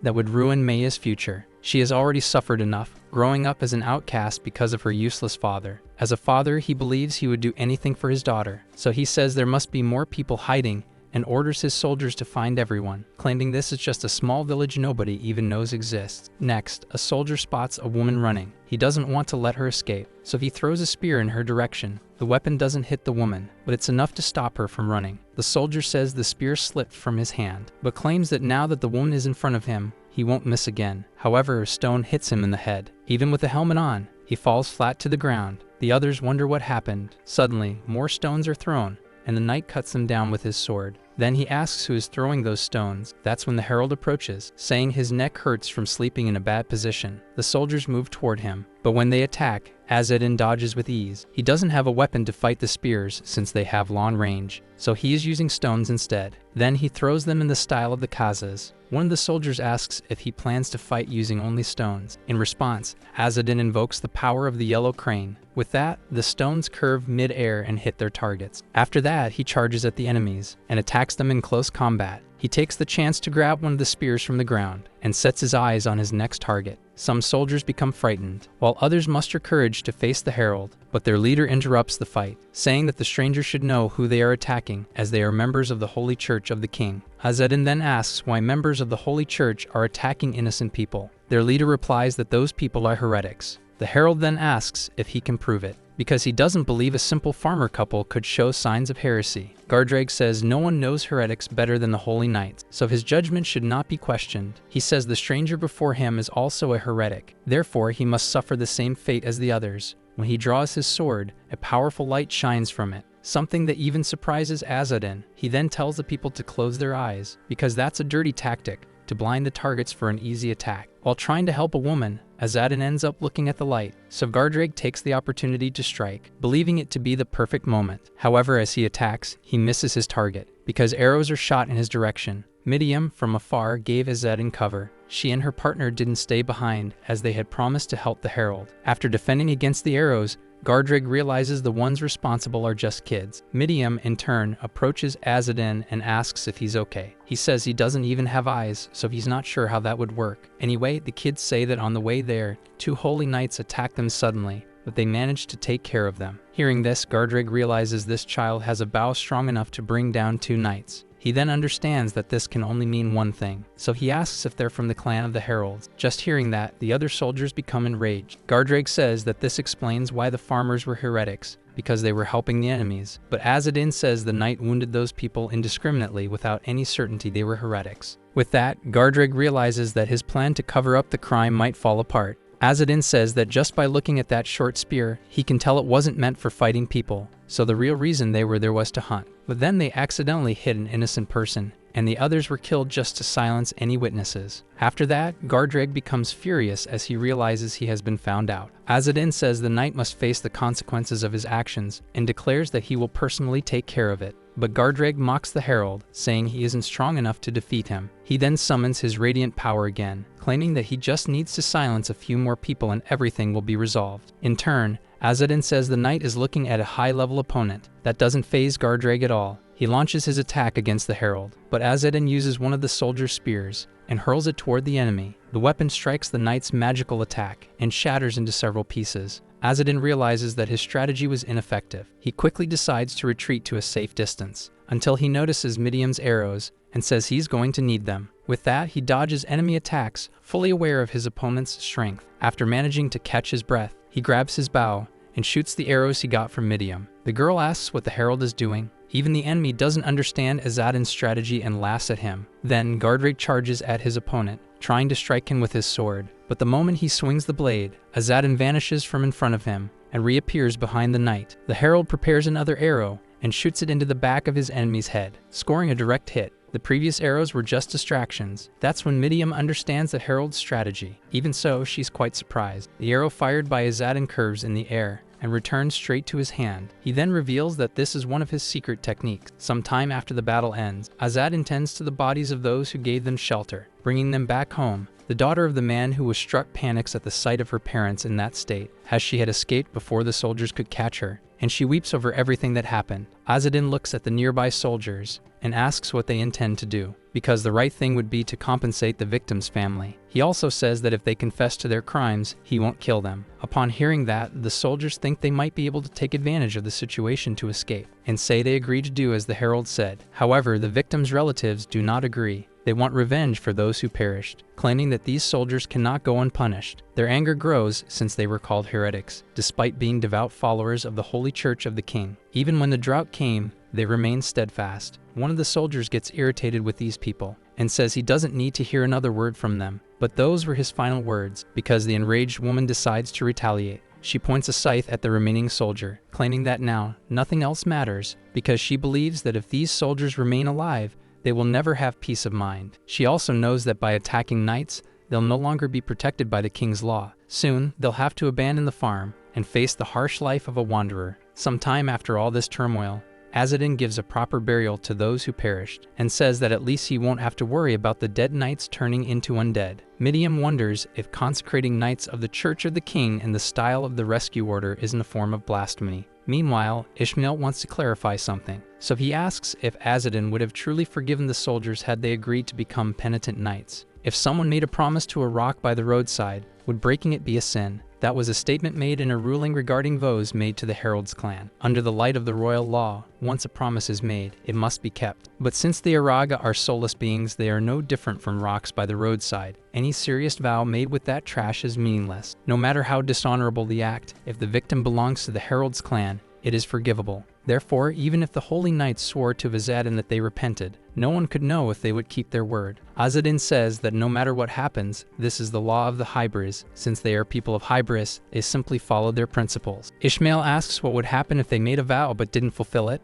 because he believes that in such a case, grieving families would never find peace. The Herald says that surviving is more important than revenge. They may have settled their differences, but now they must live as nomads, which will be a harsh life. Midiam, in turn, asks if that was meant for the farmers. Ishmael mentions that the Herald seemed reluctant to kill the holy knights. Azadin thinks about it for a moment, and says that killing opponents who are already defeated is very unpleasant, and he hates it. If he had to do it in battle, it would be different. Soon, Ishmael realizes that the Herald has absolute confidence even against the holy knights of the Church of Kings. At that moment, Azadin notices the absence of the noble who hired him and says he doesn't see him anywhere. Miriam says she saw him running earlier and thinks it's a good thing, as that's one less mouth to feed. But right after, the man in question shows up, so they continue the journey. As they begin another forced march at dawn, Azadin asks when they'll finally be able to get a proper rest. Then suddenly, a child recognizes them and says all of this is their fault. She is the daughter of the farmer couple. She blames the travelers for what happened to her parents, since after offering them shelter, her family perished. A woman apologizes, saying she's just a child and doesn't know what she's saying. Azadin asks the survivors where they are going. A man says they are heading southeast as he heard there are some relatives there. The Herald tells them to seek shelter for now and think about the children's future. He also thinks that southeast is the opposite direction of Salasma. The man says the drought is only getting worse, so there's no reason to stay at the farm. Azadin then says his goodbyes as he now needs to continue on his way. Before he leaves, the man asks to say just one more thing, and wishes that the Emperor's blessing be upon the Herald. Azadin smiles and continues on his path. The man's nephew asks if the Emperor's blessing isn't the same as a curse, and recalls that his uncle told him to never mention the word Emperor. Meanwhile, Azadin's owl returns and says that people see her as a plague. She says she worked hard so they could reach civilization and wisdom, but Azadin says she brought that upon herself, and that she also should have established a succession plan beforehand. She admits that, but claims that even the single generation of peace she brought is valuable, as it is a generation for the clan of the god Yegas, which lasts a long time. Azadin says he's sure of that. Meanwhile, the villagers prepare to leave. Some time later, the Herald and his companions continue their journey. Along the way, Tarkiv recalls that the Herald defeated several holy knights of the Church of Kings all at once and thinks that's amazing. But Miriam counters, saying he probably didn't see it right, since he was hiding. The noble gets a bit embarrassed, until the Herald scolds him and says he must never mention that again for the sake of the mission. Azadin believes that if people found out about it, it would be a huge hassle. But he also knows he still needs to investigate the gold coins that guy showed, along with the group of mercenaries that attacked the city. Soon he realizes he'll have to drag that out for a while. Then, they come across a roadside merchant, who offers them some tea. Azadin notices that this merchant is part of the Coruscant Trade Guild, so they agree to stop for a bit and rest. When offering tea to the Herald, the merchant asks why he's traveling with a noble knight. Azadin says that the man hired him with a gold coin, and besides, he has valuable information that cannot leak. Upon hearing that, the merchant asks where the Herald is going. Azadin notices that the man lost his professional smile rather quickly, but says he's heading to Salasma and asks if something is going on there. The merchant says yes, but he understands if the Herald refuses, since the job involves hunting wyverns and bandits. Azadin, in turn, asks the merchant for a snack, and says it can be anything made with Artemisia sugar. Then if the merchant can get that, he'll accept the job. After receiving what he asked for from the merchant, Azadin asks the man to explain the mission in detail. The merchant says that further ahead, the rescue order is carrying out relief efforts. However, the problem is that they're practically forcing donations from the merchants. The Herald says they take offerings from the rich and use them for the refugees, so it's understandable. Miriam asks why the merchant is so lenient with the rescue order. He says many people take alternate routes to avoid the knights. It's then that wyverns and bandits appear. The bandits are actually fugitive refugees, and the rescue order seems to be investigating the Book of the Frightened Kings too. Everything is very chaotic, but he wonders if the Herald will really accept the job, since the guild leader said he doesn't get involved in commercial affairs. Azadin says that since it's not about assassination but about helping people, he will do it. Then the merchant realizes this is a noble task that suits the Herald's taste. On her part, Miriam doesn't like this, and says she can't hold herself back anymore. She quickly becomes furious with the merchant, and lunges at him, asking how a mere servant dares provoke fights against a Herald. She also says he must show the proper respect or suffer the consequences. But before she could do anything, Azadin steps in. He says that although Miriam is Atar and holds an official position, this merchant is hierarchically above her. He also says that the girl should know this, since the clan values hierarchy and seniority. Therefore, he orders her to put away her sword. She complies and steps away from the man. With that, Azadin apologizes for the girl's behavior and thanks him for the tea, and says that now he'll take care of the assigned mission. As they walk away from the stall, the merchant finds it strange that one of them attacks while the other apologizes and wonders if it was done on purpose. Then the group resumes their journey. Azadin takes the opportunity to thank Miriam, but tells her not to get involved with anyone deeply connected to Sabanga, because there are rumors that his predecessor was purged for offending Sabanga. Upon hearing this, Tarkiv says he thought Sabanga was a family within the Herald clan, and asks if the Herald is worried about him. He also says the Herald clan is more organized and competent than he imagined. Azadin says he knows what Tarkiv is thinking, but claims that if he expects help to become a count, he should give up. Tarkiv says the Herald's skills would indeed be useful, but Azadin states that Count Kosal is still young and won't establish a strict succession plan anytime soon. He says that even Tarkiv and his mother come from a wealthy and influential family. From Count Kosal's perspective, just nodding his head like bait would make all the in-laws rush to offer their wealth, which is quite convenient for him. He's going to keep exploiting that and remain in his position for as long as possible. Tarkiv says that doesn't mean he can just sit and do nothing, but Azadin disagrees and says that's exactly what he needs to do. Then Eshmanel says they found something, and says this must be the place the merchant mentioned earlier. With that, Azadin says he'll finally see a familiar face after a long time. Midiam, however, wonders who this person he mentioned could be. In any case, they approach the house, and inside they find an animal. Azadin then feeds the creature, and hugs it as if it were a pet. That's when Midiam realizes he was referring to a mountain goat, not a person. Ishmael asks why he kept another of his goats there. He says that the place where he met the boys was very dry, so he asked the Merchants Guild to bring the goat here and take care of it. Then he tells them to come inside the house, but as they do, they're surprised, because Tarkiv sees a familiar face. His two siblings were also inside. Tarkiv tells the Herald that they're half-siblings. Azadin asks if they're rivals or something like that. The knight says no. In any case, his siblings introduce themselves. His name is Kaka, and she is Chika. Azadin introduces himself as a pilgrim, and says that he and his group were escorting Tarkiv. They then ask what happened to the mercenaries who were protecting their brother. Tarkiv says he was betrayed by them. Then his brother tells him to sit and talk more while they eat. After talking for a bit, they understand what Tarkiv went through to get there, but they ask what he plans to do now. Tarkiv says his plan is to return to Salasma, and these pilgrims are heading there too, which is why they're traveling together. But his sister says the rescue order has set up camp ahead of the city. Meanwhile, Kaka can only think about how beautiful the girl in front of him is, and says that a girl like her could be captured by the rescue order, so it's better to avoid them. Azadin doesn't believe they would take someone against their will, since the followers of the three archangels wouldn't force someone who refused to go with them. Upon hearing that, the two siblings look at each other, and Kaka says Azadin must be a very devout believer. Night falls over the sky. Meanwhile, there's a lot of drinking inside the inn, until a man approaches, asking if Azadin is the pilgrim traveling with them. He also says that normally their employers are merchants who take the forest route to avoid the rescue order. Therefore, he claims that Azadin and his group are avoiding monsters and traveling safely thanks to them, since some people even pay mercenaries for protection. To reduce monster attacks in the forest, it's usually better to travel with many people, as monsters tend to hunt alone. In the end, they all end up helping one another. Hearing this, the Herald thinks it's a good thing the kids have already gone to bed. One of the men says they have a long journey ahead, so they should drink while they still can. But Azadin says that as a pilgrim, he doesn't usually consume alcohol. Another one of them comments that despite being young, Azadin is quite strict, and asks if he can even see what's in front of him. Azadin realizes that the bandages covering his wounds are becoming a topic of conversation, so he simply says he can see through the gaps. Curious, the drunk asks him to remove the bandages just once. The Herald says no, but the drunk insistently keeps asking him to take them off, until Kaka defends him, saying it's not funny, and asks the drunk to stop bothering him. The drunk says he just wanted to have a little fun. Then he asks if the kids are Azadin's children, because the girl in particular is quite pretty. The Herald says he's not their father, but explains that the girl is much younger than she looks. However, the drunk doesn't mind that at all. On the contrary, it only increases his interest. But Azadin finds this absurd,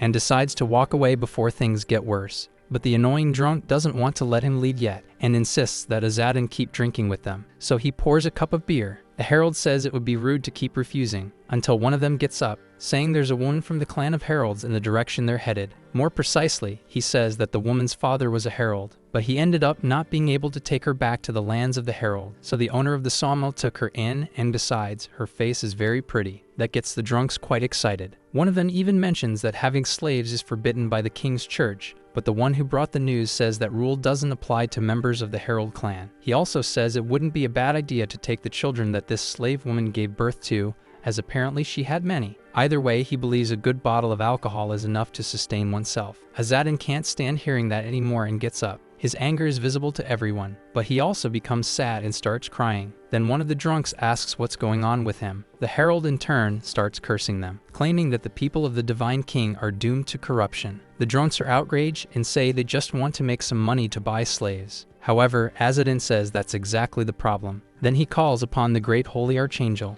and swears by the power of white magic, by those who uphold the three virtues and seal themselves in the inner peninsula. But he says that as people stray from virtue, the rescue order has been losing its power, and still they throw themselves into corruption so eagerly. He also says that the era of Jupiter is approaching, so they should embrace the three sacred virtues. The ones you all know won't take you very far. The drunks don't really understand what's happening, but feeling ashamed, they begin to stand up and step away from Azadin, thinking he just drank too much. After letting out his anger on them, the herald goes to his room. Tarkid notices he was only pretending to be drunk. Azadin confirms it and says everyone hates fanatics. Midiam, in turn, says he acted more like a drunk than a fanatic. Then the herald realizes she was awake and heard everything. Ishmael, who is also awake, asks what the herald knows about the woman the drunks were talking about. He replies that he never received a proper report from the previous commander, so he needs to confirm whether she truly belongs to the clan or not. Midiam asks what he will do if he confirms the story is true.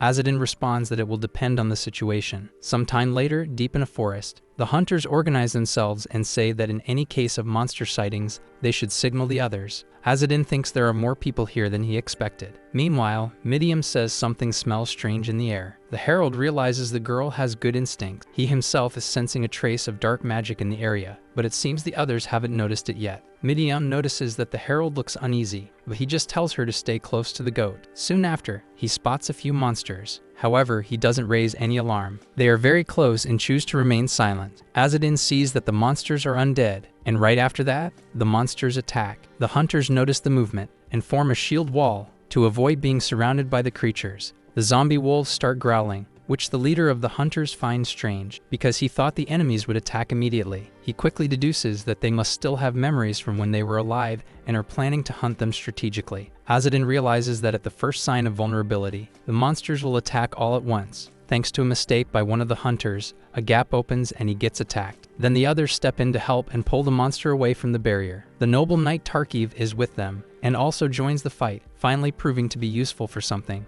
Midiam, quite surprised, remarks that he actually managed to do something other than put on his armor with help. Kaka asks if his brother is okay. He replies that everything is fine, but says the enemies are staying out of range of the swords and shields. Then one of the hunters sees his friend from afar and asks if Karim is okay. However, the hunt leader notices something's wrong. Karim's arm is injured. Not only that, but he's acting just like the monsters, because he became undead too. They realize they'll end up surrounded at this rate, so they decide it's better to use their bows. With arrows drawn, they fire, but their aim is terrible, which shocks Midiam, since unlike them, she's an expert markswoman. Either way, Azadin decides to act. He picks up some stones from the ground and throws them at the monsters. Unlike the others, his aim is precise, and the power of the throw, combined with the fact it's just a stone, leaves the hunters speechless. The herald says he'll take care of the dogs, and tells the hunters to handle the zombies. Following this strategy, they begin to fight. Kaka even fights with a spear, until he gets cornered, and only avoids being injured because he received backup.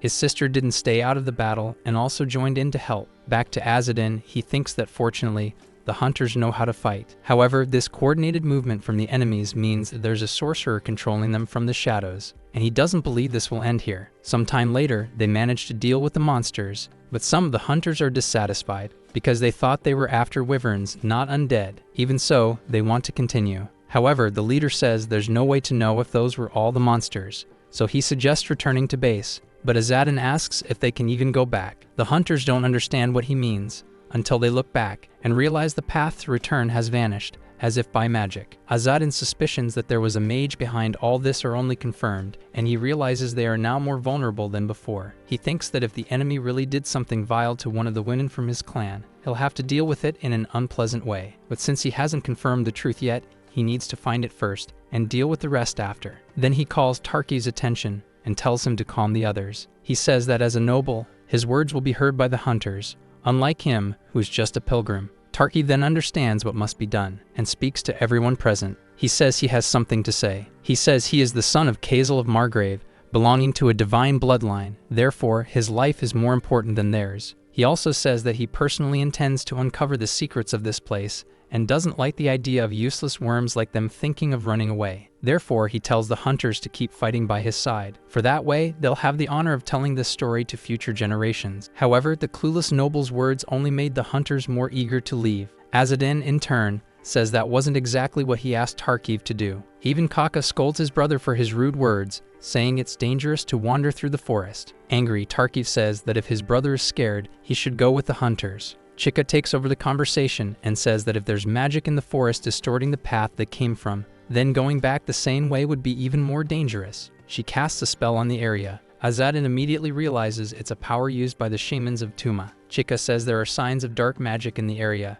At this level, the caster is probably already dead, so only a lingering spirit remains, and with undead nearby, it's not surprising. Kaka praises his sister's abilities. Hazadin, in turn, realizes that having her in his group is quite useful. On the other hand, Minium says that by now, the woman from the Herald clan they're looking for is probably already dead. Hazadin says they can't be sure of that, because if she's from the clan, she might have been born with the yellow bird in the wind and moon, so there's a chance she mastered dark magic without dying. If she's alive, there will be traces in the village, so at the very least, he'll be able to speak to her. Ishmael, however, concludes that if she's still alive, she might not be entirely sane. Nearby, there's a small village, which matches the description they had earlier. After walking a bit through the forest, they arrive at the place. The siblings notice it's quieter than usual, and apparently the undead wiped out all the inhabitants. While walking near one of the cabins, it makes a noise that startles them. Then from inside, someone shouts saying they're not undead. She also says she's a knight of the king's church and asks for help. Azadin then steps forward to open the door and removes the wood that was blocking it. With that, the knight is able to get out. Because of her desperation, she falls to the ground, but quickly stands up in front of everyone and runs away even though she's told not to. She says she needs to do something alone and doesn't want to be followed. The whole group is confused by this, as they didn't expect such a reaction. Shortly after, she returns, apologizing for earlier and also thanking them for the help. That way, everyone understands that her previous desperation was just for privacy to relieve herself. She introduces herself as Maya, an officer of the Salasma diocese. Azadin realizes this officer holds one of the highest ranks in the king's church and asks how someone from the elite ended up in a place like this. Maya says she came to this village on a holy mission, but as soon as she was investigating one of the hunts, monsters began attacking the area. In desperation, some people locked her inside. Since her weapon was on her horse, she couldn't break the door, and she couldn't use magic in such a tight space either, as she might have hurt herself. But realizing that things are calmer now, she understands that's not a good sign, because the undead might have won. Azadin says the other merchants and mercenaries he traveled with fought the zombies and returned to the village entrance, saying they'd come back. Maya asks if he knows what happened to the other knights who were with her. She says the mission was to hunt a wyvern that was in the area, and her father was leading the group, but they got separated and were supposed to meet up later. Azadin asks if her father is also a holy knight. She says yes, as her whole family has served the king's church for generations, serving and protecting its laws. The Herald thinks that based on the knight's description, there's a chance her father is the knight he defeated earlier, and he also realizes this girl is a bit naive, because according to the original rules of the king's church, children weren't supposed to serve in the cavalry. Azadin says they didn't find any undead horses, so her horse and weapon must still be out there, then tells her to go with her group to look for her mount. Maya quickly thanks him for the consideration, and so they go searching for the horse. The Herald used that to get her out of his way. Thus, he enters the cabin where she had been, but ends up finding nothing special. Midiam questions the plan, but Azadin says he will use this sawmill as a base to locate the dark magic caster. The girl then says that if the person behind all this is human, then it's probably who they're looking for. Disasters caused by dark magic are usually brought about by vengeful spirits when someone suffers unjustly before death and doesn't receive a proper burial. They return as evil spirits and cause harm, and if this dark magic disaster was caused by a human, the most likely suspect is the enslaved woman. Being from the Herald clan, she was murdered and likely became a vengeful spirit seeking revenge, and therefore must be stopped. After settling into the cabin, they build a campfire to warm themselves. Ishmael says making arrows is a pain, and they didn't even get to use the crescent moon bow. Azadin says they're hiding the fact that they're from the Herald clan to remain in the group, so there's no other way to do it. Midiam asks if it's really acceptable to make them so crudely. The Herald says that as long as they're better than goblin arrows, it's fine, since they're only using basic iron arrowheads anyway. Midiam asks if Azadin plans to persuade the conjurer if she's still alive, because she knows he avoids killing when it's not necessary. Azadin thinks there's a strong chance she died and became an apparition, but it's also possible that she learned dark magic while alive. Sad memories and a painful past can be a reason for pity, but pity doesn't mean you can use a broken vessel, since it's cheaper to buy a new one. Midiam says that even if the Herald decides to persuade her, she will respect his decision and follow the plan. Azadin is surprised, realizing that the girl is finally learning something from him, since she always believes that protecting people is something beautiful. Meanwhile, Ishmael says there's no point in talking about forgiveness, and states that it's not right to let someone who caused a dark magic disaster stay alive. He wonders why the hell his colleague is showing so much interest in the son of a blind traitor, when not even the elders of their clan showed such emotion. Azadin stands up and says that regardless of whether he has their respect or not, he will do what needs to be done. Ishmael gets even more furious at that, knowing that this kind of attitude is exactly what Midiam likes. The scene cuts to the rest of the group. They are gathering supplies at the location, until Maya notices that the mist in that area doesn't seem normal. She sees how Zayden talks to the siblings, and wonders who this guy really is, because he doesn't seem to be just a pilgrim. She also says that this kind of thing is the specialty of the Holy Knight's orders, and it would be better if someone properly trained took command. Midiam defends the Herald, saying that the most well-trained person among them was locked in a storage shed, and if they hadn't been there, she would probably still be trapped. Maya says that may be true, but she doesn't like hearing it, until something catches her attention. The knights notice strange movement. Soon, they see a group of undead approaching, and they appear to be the former residents of the village. Then a voice is heard saying that the night has just become more entertaining. After hearing that, something appears in the sky, and they realize it's a wyvern. The winged monster has finally returned and is now about to attack. Azadin asks the wyvern if she's the member of the Herald clan who wiped out this village. The wyvern questions the source of his information, and Azadin says he heard it from a merchant. Then the wyvern reveals that these despicable people enslaved her and destroyed everything she had just because she carried the blood of the Herald clan. Azadin asks if she's alive. The woman in monster form replies that she is. The Herald has doubts, since most specters claim to be alive, and this might just be another one of those cases. He then asks how the monster acquired this power. The wyvern says she has no obligation to answer that, and adds that if he's that curious, he can become one of her undead. Then the monster takes flight, and flies far from there. Azadin tries to calm her down, saying he's not involved with those who harmed her. Midiam, who was watching everything from inside the cabin, decides to go outside, because she has something to clarify with the Herald, and says that maybe Azadin could reveal to the wyvern that he also belongs to the Herald clan. But Azadin says that's not a good idea,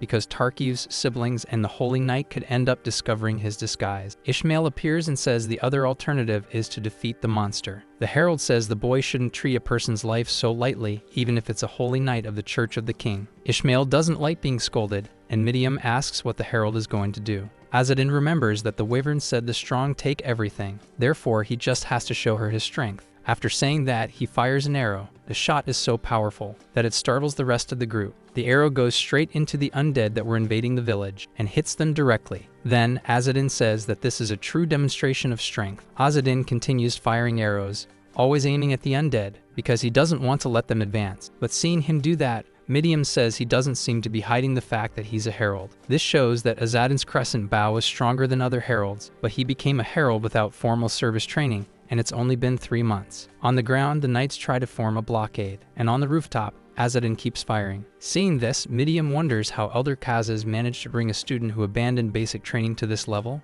In the sky, the wyvern circles above the area, and Azadin keeps firing, always aiming at the undead. Midiam can't just sit by and do nothing, so she fires too. Ishmael says she's using the crescent moon bow, and that could blow their cover, but the girl says as long as they don't see, it's fine. Meanwhile, Maya fights the monsters in close combat. She had found her weapon on the horse earlier, and now she uses it in battle. Not just her, but Chica also fights against the zombies, alongside her brothers. With that, Azadin asks if this display of strength is enough. The wyvern says that's just an archer acting all arrogant after firing a few arrows. Then, the monster summons her power, and on the ground, the knights feel a bad omen. After that, a zombie bear appears, rising in the forest, ready to attack. Seeing this, the knights become apprehensive, and soon hear a sound so loud it bothers them. The wyvern also summons other flying monsters, with fangs in various parts of their bodies, and says they should retreat while they still can, because the undead were just the beginning. On the ground, massive monsters are about to advance and break through the barricade. They try to attack from a distance,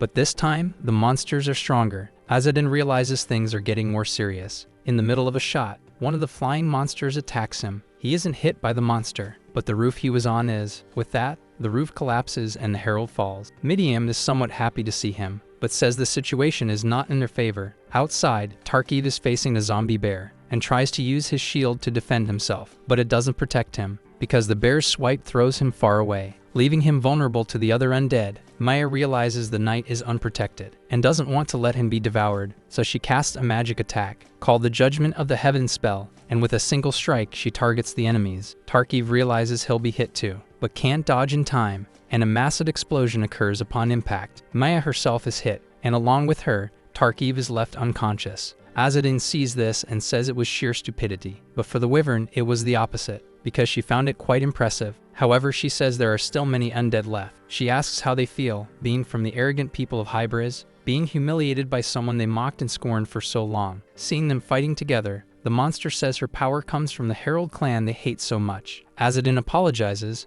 but says the Wyvern doesn't understand the full power of the Herald clan. Such provocation makes the monster furious, but before she can react, she's hit by a long-range attack. Hit in the shoulder, she crashes to the ground, already out of combat. Azadin says that this is the true power of the Herald clan and declares that his bows can bring down even stars from the sky. After saying that, he keeps firing arrows and hits the remaining flying monsters. The Herald says that the second arrow hits the first one mid-air, and with that, he could bring down even a divine king by order of the Emperor. This is the true power of the people of Araga. The Herald clan is merely what others call them, but among themselves, they call themselves the people of Araga. Upon hearing this, the Wyvern understands who he is. Azadin formally introduces himself and says he is also from the Herald clan. After introducing himself to the Wyvern, she calms down, for she is standing before a Herald, and asks if he had been hiding all this time. Azadin simply replies that yes. With that, the Wyvern starts to laugh, but due to her wounds, she begins to weaken. The Herald realizes she's nearing her end. The Wyvern says she had been waiting for this moment for a long time. In her human form,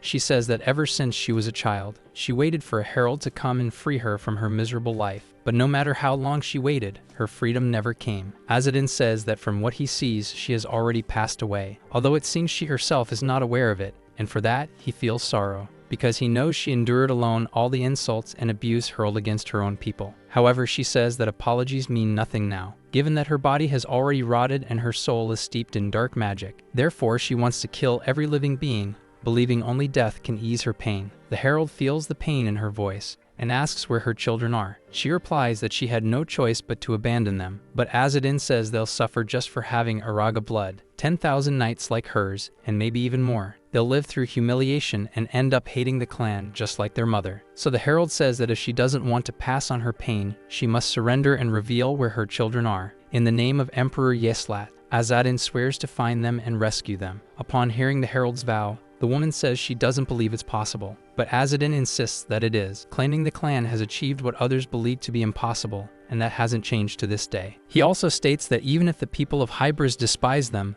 their beliefs have not lost their light. From afar, the boys watch the conversation, and Eshmael says they're talking about beliefs he himself doesn't believe in. Midiam, in turn, wonders if all this truly exists, because she thinks the duty of a herald is just something imposed on them by a curse. All of them have abandoned pride and only seek power and wealth. Even the founding clans are full of greed. If a copy of the Holy King's tomb is recovered and the curse of service is broken, the clan will use its overwhelming power to reclaim everything, and will repay Hybris for all the bitterness they suffered. A cruel system where only the strong have the right to vengeance. So she believes this promise from the Herald is a lie, though she doesn't know why. But she imagines anything sounds convincing when it comes from Azadin's mouth. The former slave and now vengeful spirit reflects on the Herald's words, and soon decides to surrender to him, something that greatly surprises the boys. Then she lets go of the vengeful spirit, remembering when her real body was chained. One day she woke up in her prison beside a baby, and after that she felt cold, because she had been left on a freezing floor. When she saw her baby crying, she reached out her hand to him, and upon being touched by her son, she felt an emotion she had never felt before. With that, she wept, overwhelmed, because she felt warmth in her heart, and thus realized that the baby also had no one else but her. Back to the present, she kneels before the Herald, saying she trusts in his pride and conviction. Therefore, she asks him to save the children she couldn't hold in her arms. After that, the magic fades and the zombies die all at once. Midiam is quite surprised by this, as she realizes there truly is a possibility to save people through conviction. Azadin asks how many children she had, and if she remembers to whom her children were sold. She says yes, and that she gathered some clues which she hid in the warehouse so she wouldn't forget. The Herald asks where she got her dark magic power. The woman says it came from a magic tome that whispered to her, calling itself a copy of the Tome of the Holy Kings. Suddenly, a voice calls out for the yellow bird amid the wind and moon, and invokes the fire of the autumn field, burning the woman. Azadin is caught off guard by this, because he didn't expect it to happen. An enemy approaches, calling Azadin a fool, saying that this woman was not of his clan. He also says that as a magic user, Azadin should have noticed it. Seeing the enemy approaching, Azadin asks who he is. He introduces himself as Calypso, of the 106th group of the Herald clan, and declares that he is purging specters and collecting copies of the Tome of the Holy Kings. Azedin doesn't understand and says this should be his jurisdiction. However, Calypso says that he's not exactly good at his job, because he heard that Azedin couldn't even restrain his maid when she lost control, and asks how he could just stand there doing nothing. The Herald realizes he's referring to Midium, and he realizes they're the ones who nearly lost their heads to her back in the relay station village. He quickly deduces that they're after revenge, and decided to ask this so-called Calypso for help. Azedin thinks the soul of that woman is already gone. She's just an ordinary corpse now, but there were still things he wanted to say to her. However, the enemy says that woman wasn't Araga, and didn't carry Yellow Bird within the wind and moon. He also says Azedin never needed to get involved in the first place. Therefore, he should be thankful he was spared the trouble, even if it's a little late. From the woman's body, Calypso pulls out a page of the sacred book, because that's what he was after. But the pages refuse to go to him, and fly directly into Azedin's hands. Calypso is outraged by this, but before he can do anything, an arrow is fired in his direction. An arrow that, if it had hit him, would have caused a serious injury. However, it was only a warning shot, and it was Midium who fired it. Seeing that, Calypso calls her an arrogant girl. Midium says he recognized her, and asks if he liked the shot. She also says that's what makes a sacred book of the king after all. Therefore, she claims that if he's an Araga, he shouldn't be setting fire to the Emperor's lands for no reason, and should be ashamed of burning forests during a drought. Irritated, Calypso tells her to shut up, saying that the girl doesn't know who she's talking to. He also says that the girl's father is nothing compared to him, and that he is a herald while she is just a servant, so she should show more respect. Midium becomes furious at the provocation, but holds her retorts in her thoughts. Azedin, in turn, says he's starting to remember Calypso. He also says that, as far as he knows, Calypso is ranked below him hierarchically. The enemy asks what that has to do with anything. Azedin asks if he has a problem with the way he trains his juniors. Calypso claims that his power rank is higher than Azedin's, but the Herald says he should first show proper respect between seniors and juniors. Seeing this makes Ishmael think there are two Goomers arguing. Azedin says that if Calypso examined that woman who died, he should reveal any information about the children. Calypso asks if he's still going back to that topic, and says only that the woman was a native of Hybris, not Araga. But Azedin says he's wrong, and declares that the woman endured 10,000 nights under the name of Araga. Someone who bore all insults to the clan alone deserves respect. If they ignore that just because of her bloodline, then they would be the ones dishonoring the honor of Araga. After hearing that, Midium doesn't know how to put it into words exactly, but she knows one thing. It's not pretense or hypocrisy. Azedin has always been sincere. Whether it's Araga or Hybris, it doesn't matter who he's facing. He lives true to his pride and honor sincerely. To fulfill his will, even in moments like this, it almost feels like a noble kind of beauty. But she realizes she's the only one who thinks so, because the others start laughing in Azedin's face. Calypso says Azedin is just spouting nonsense, but then decides to challenge him to a duel. He says the wager will be the sacred tome of the kings that the Herald just obtained, and also the possession of his servant, the daughter of Betars. He also says that if he loses, he'll reveal where the woman's children are, and he'll also give up his position as the 106th Herald. Azedin asks what interest he has in Midium. Calypso says he will make her his servant, because someone needs to teach her to respect her elders and honor the mission of their clan. Seeing the girl's discomfort, Azedin tells her to forget it. He also says that the Tome of the Sacred Kings has already chosen him. Therefore, there's no reason to wager it, and if he finds the diary the woman mentioned, he won't need any more information. Calypso becomes furious at being dismissed, so he proposes another bet and says that if he loses the duel, he will find the woman's children, free them from slavery, and take them to the clan's sanctuary. Azedin says he agrees, if Calypso adds the condition that he will become the guardian of those children and raise them properly as Araga. Desperate, Calypso agrees to the condition. He then asks if Azedin wants to duel according to tradition, but the Herald says he doesn't need that and wants to fight right now. Calypso agrees, and so they begin the fight. Azedin, for his part, makes the first move, landing a direct hit on the enemy. The strike is so strong that it defeats Calypso in a single blow. His men witness the defeat of their leader. Azedin then says that the duel is over, so Calypso must honor his promise. While the men stare at their fallen leader, Azedin tells his group to check on the wounded. The men wonder how the Herald won the fight, since it was so fast they barely saw it. Meanwhile, Azedin asks if they will keep their word,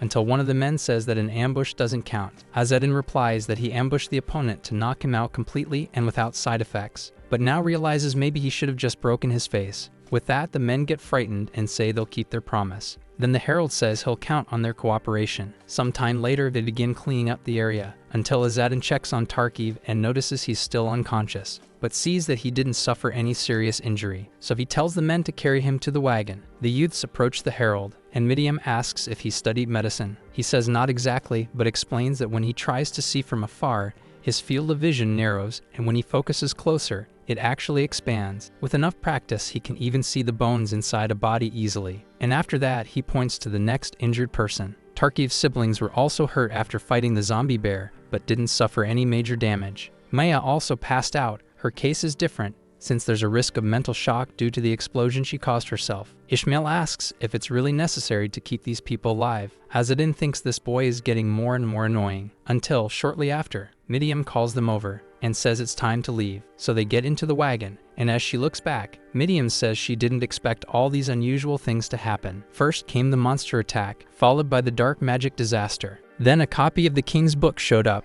not to mention the fact that even Kurt's divine clan is in motion. With all that, she asks if these things aren't a sign of a greater disaster approaching. The Herald says it's not a sign. He states that chaos has already begun. Sometime later, Calypso wakes up and ends up being received by one of his men. He's still a bit disoriented, until he sees Azadin in front of him. The Herald hands a box to Calypso and says it's time for him to fulfill what he promised. Inside the box are the belongings of the woman that the servants found in the warehouse, along with a note containing information the merchants managed to recall. There is also an umbilical cord wrapped in bandages, and on them were the children's birth dates and the names of the merchants to whom they were sold. Azadin says he will check on the children on Salasma's side, and says Calypso will handle the rest. Calypso says that, as a herald, he will fulfill his promise. However, Azadin notices that he's speaking more formally now, and Calypso says that after all, Azadin is his senior and should be treated as such. More importantly, he doesn't understand what Azadin did during the duel, since he can't even use the yellow bird amid the wind and the moon. So it must be something linked to the Kaza elders. Azadin says that's not something he should share. Besides, he will act personally when the time comes, but asks where Calypso got that wand. Calypso says he got it from a cultist during one of his operations. With that, the Herald realizes that this wand is the same as the one he collected, so there must be more of them out there. Either way, Calypso says he'll carry out his task, because he wants to finish as soon as possible. Azadin gives him the go-ahead. Then he notices that everyone in the wagon is asleep. The boys didn't see any of that conversation, nor did the men accompanying them. Even the knight's siblings are resting. So Azadin is glad about that, because everyone worked hard, and now they deserve some rest. And he thinks he should try to sleep a bit too. After some time on the road, they stop to let the animals rest. Maya finds out what happened after she passed out and is quite surprised. One of the men says it was all thanks to the hired mercenaries, though most of the work was done by her group. He also says that after they removed the body from beneath the old tree, the dark magic disappeared as well. Upon hearing that, Maya feels more relieved. In turn, the Herald thinks it's a good thing they coordinated their stories before the others woke up. On the other side, Kaka asks where everyone is going. He and his sister were planning to stop at a nearby inn, and since they were injured, they need to report to the guild. He then asks if Maya and her group will return directly to the Salasma diocese. She replies that she'll go to Salasma first, because she needs to find her father. She also says she thought a lot about it, and that she needs to act quickly, and claims that they'll meet again if fate allows it. Azadin wishes her good luck on her journey, and thus, he watches the knight leave. Midiam approaches and asks the Herald if he's worried about the knight. Azadin simply says it's not exactly that. In truth, what's bothering him is that he hasn't heard the voice of the Emperor since this morning. Then they get ready to continue their journey, until Tarkiv asks to use a horse. The mercenary says that horse is specifically for deliveries. Immediately, Tarkiv gets whiny for not getting what he wants. Ishmael realizes that the noble just doesn't want to walk, and is throwing a tantrum. After that, Kaka approaches and says that Azadin isn't just a pilgrim as he had claimed. He says he knows it might be a little awkward, but tells him his younger sister can read fortune and predict people's near future. With that, the Herald realizes he's been found out. Chika uses her ability and speaks directly to Azadin, claiming that in the future, he'll become a great knight, or perhaps something even greater. Azadin actually enjoys hearing that, so he thanks her for the words. Then she says she hopes to meet him again in the future. That way, they part ways and each goes their own path. The heat takes over the area, and when looking at the sky, Azadin sees other birds, but he can't find his owl anywhere. Ishmael says the goats are tired from the heat. Then the Herald realizes they can't keep going like this, so he thinks it's better to look for water. Tarki comments that it wasn't this bad when he came from the east. Azedin then tells them to check the flow up ahead first. Sometime later they find water, but it has some dead fish in it. Quickly, the Herald says that water isn't safe for consumption. But then, a group of people approaches. They want to grab those fish before they rot, so they can eat them before they spoil. The Herald watches the situation. Midian sees it and thinks that if they take all of it, they'll wipe out the fish. But they're going to die anyway, so it's better to just grab them and eat now. Ishmael says that if the rivers aren't dried up, the well must still have water. However, the Herald says they need permission from the villagers to use it. Tarkif says they don't need to ask. After all, he's a knight. With that, he walks up to the people, saying that as a noble, he's going to use their water. Midian says Tarkiv's upbringing proves more and more inadequate. Azadin then decides to step in before things get worse. Right away, Ishmael says he's pulling the blind pilgrim trick again. Midian says at least that works better than the noble's approach. Watching Azadin persuading the people with his words, Ishmael thinks that approaching the Hybris folk isn't the Herald's way, it's Azadin's way. The problem with that, for him, is Midian, since she's increasingly showing interest in Azadin's way of doing things. Then the Herald looks at the kids and tells them to come closer. Midian runs over right away, which only fuels Ishmael's jealousy. Soon after, they arrive at a village, where the food gathered by the people is prepared, and a big feast is served to everyone. The cook prepares a full plate and offers it to Azadin. He thanks him but asks if that amount is fair. The cook says there's plenty for everyone. After all, they're celebrating the fishing festival. Azadin offers the food to Midian first. She soon asks what they're going to do next. He replies that he'll find the child of the deceased mother, because he feels they're very close to her. Ishmael questions what will happen to the child once found, since they can't just carry her around. The Herald says the Kosal Wandering Merchants Guild should pass through this city square and eventually take the child, and Calypso will take custody. After hearing the answer, Ishmael says the Herald really goes out of his way to get involved in troublesome things. While they talk, Tarkib takes the opportunity to snatch all the food, which pisses them off a lot. In turn,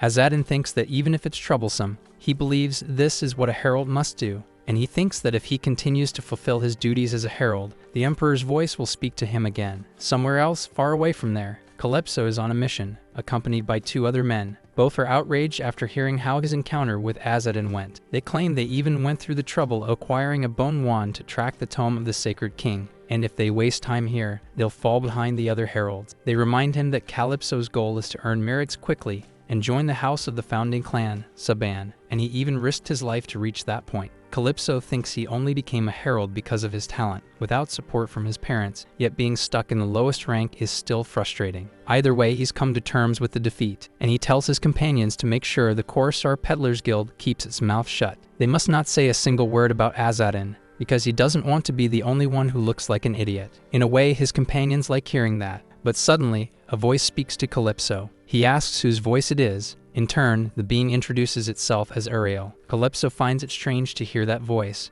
but Ariel confirms it is indeed her speaking. One of the companions notices Calypso's discomfort, but he tells him to be quiet, and in his thoughts, he says this doesn't make any sense, because the Emperor's voice isn't just an artificial spirit, it connects artificial spirits across the continent to handle petitions and transmit information and its great magic. Only the Emperor could create such a powerful magic, so he doesn't understand how Ariel managed to imitate even a version of it. Calypso asks what Ariel wants from him. The voice says she has an offer he can't refuse. Then, a bizarre crow lands in front of him. Back in the city where Azadin is, he asks about the child, but no one seems to know what he needs. The Herald says the child is with the Telbearing Guild, but that doesn't help the people remember anything. Midian notices that they seem to be hiding something, and Azadin agrees with her, meaning they're on the right track. Tarkiv, in turn, takes over the conversation, and says they can't deny response to a noble descended from the Divine King. Because of that, an old man says the guy who runs the village bakery often deals with the Telbearing Guild, and he points to the house where the man lives. In a way, they got what they needed. So Azadin heads to the place, and he thinks the child is only 8 years old, so probably there was no serious abuse. At most, they likely made her do housework.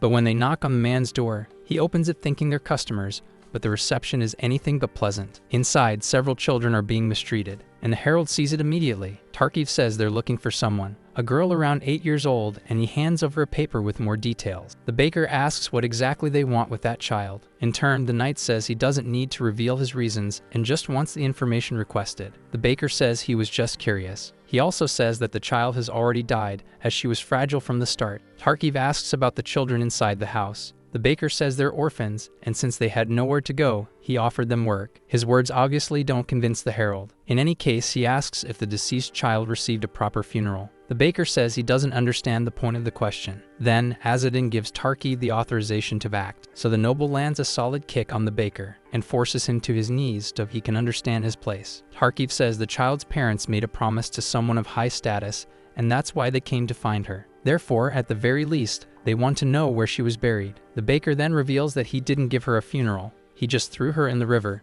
Azadin asks if he's insane or something. He says that would explain everything. The guild buys cheap children, uses them however they want, and when they die, they just throw them into the river whenever the water rises. In a world where the dead come back without remembering their death, doing something so vile becomes normal for some. Seeing Tarki grab the man by the hair, ready to punish him, Ishmael asks what the herald is going to do, because he knows Azadin's sense of morality, and he asks if he's going to save them all, even if they're not part of the herald's clan, because he claims that if he rescues them, he'll likely hand them over to the Khorasar Peddlers Guild, which will lead to a conflict, as the guild wouldn't allow that. The Khorasar Guild may be a front for herald operations, but deep down, they're still merchants. Even if a herald questions them, when it comes to children outside the clan, it's unlikely they'd risk conflict with other merchant groups. This is a problem that can't be solved through justice or sympathy alone, so Ishmael wants to know the herald's thoughts on this. Azadin asks if the boy is always like this, but Midiam says he didn't used to be. Either way, Azadin says the boy's analysis was accurate,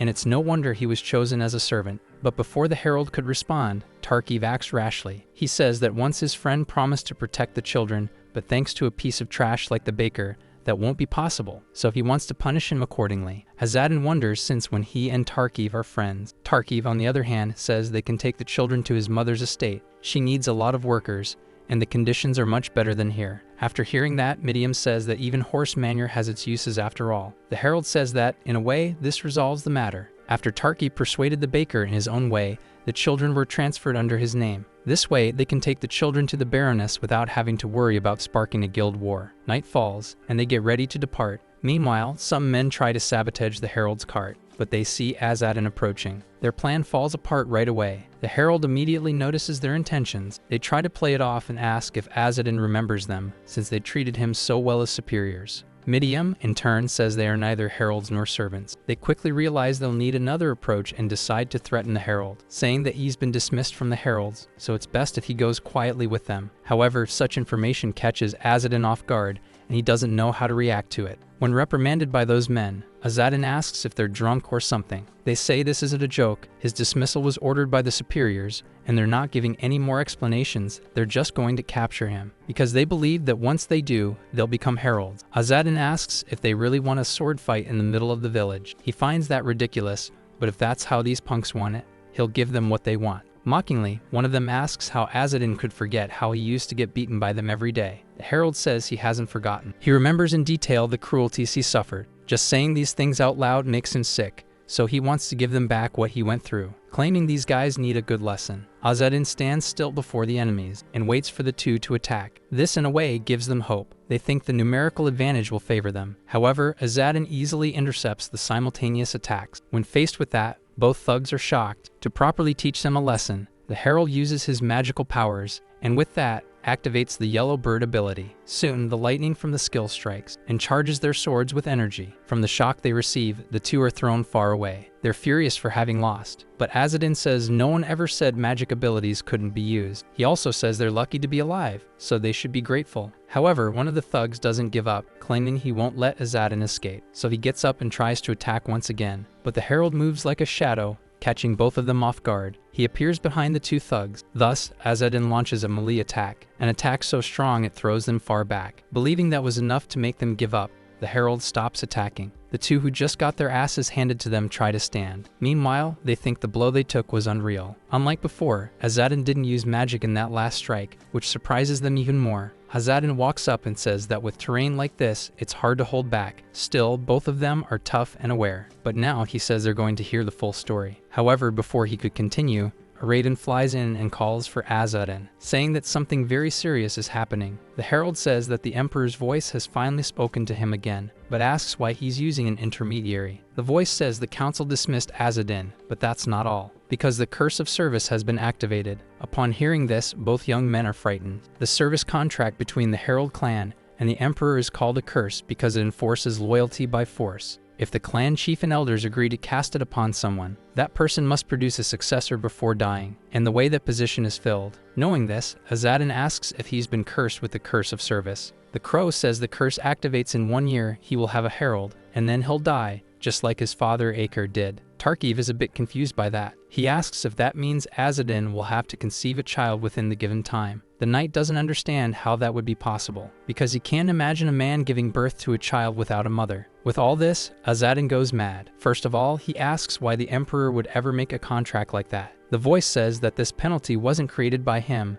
it was set by the first chief Harkonia. It also says that's all it can reveal, because this voice spell of the Emperor can only exist if it doesn't transmit certain information directly. It's a magic that allows artificial spirits to exist eternally in this world. Even speaking to Azadin after his dismissal erodes its existence. One of the vagabonds realizes the Emperor's voice is doing this out of respect for Azadin and is breaking protocol just to speak with him. He just doesn't understand why. In turn, Tarkiv asks if Azadin is some kind of chosen one or something. Azadin says his curse means he'll give birth and die in a man's body, and he finds it laughable to be cursed to die and still be acknowledged. The men from before say the Emperor's word is absolute and must not be questioned. Frustrated, Azadin says he's drowning in this mess right now, so he has no space left to worry about decorum or dignity. Tarki still doesn't understand anything, so Ishmael explains that Azadin came into the world through a non-traditional method, so he believes he can use the same method for his child. Azadin says the Emperor had him working hard abroad as a herald, and asks why he was suddenly dismissed and cursed on top of that.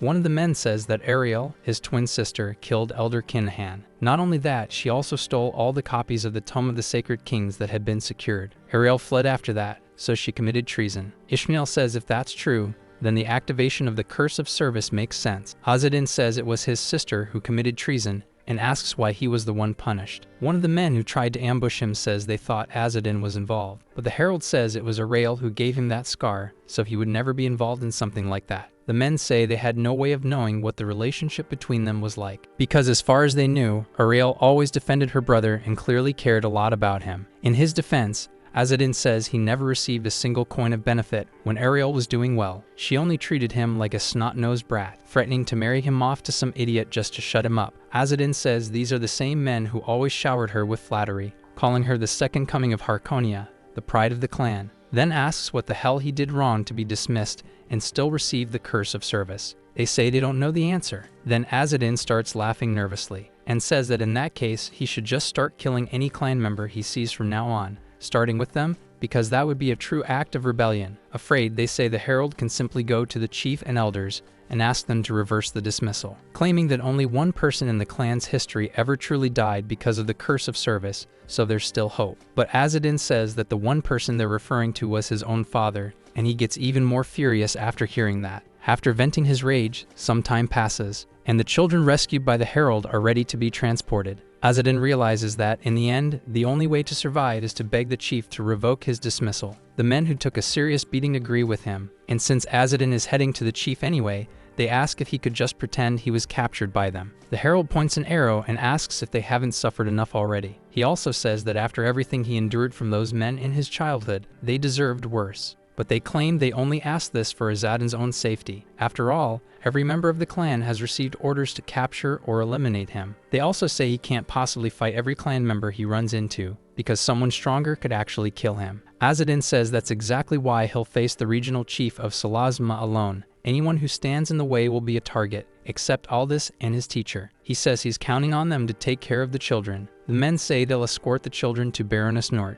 and they'll also report that the voice of the Emperor spoke in Azadin's defense, since he's a role model within the clan. Otherwise, the voice of the Emperor wouldn't have gone out of its way to appear. Sometime later, they arrive in Salasma, a city of about 3,000 families surrounded by farmland, prosperous since ancient times due to its vast copper mines. Tarkiv arrives introducing himself as the son of Count Kosal, and says he has urgent business, therefore he orders them to make way. Some of them don't like that, but still they have to obey, since Tarkiv is a knight. Already inside Salasma, Azadin comments that that was fast. Tarkiv then asks if he earned any merit this time, but the Herald is focused on something else. He notices some men from the Kosal Wandering Merchants Guild, and apparently, they know about the order to detain him. Tarkiv doesn't like being ignored. He then notices some men staring in his direction and scolds them for it. He also says that if they regret offending him, they should pay a tribute as an apology. So the men ask for a moment to fetch something. With that, Azadin thinks that Tarkiv really is useful. His acting skills are quite impressive.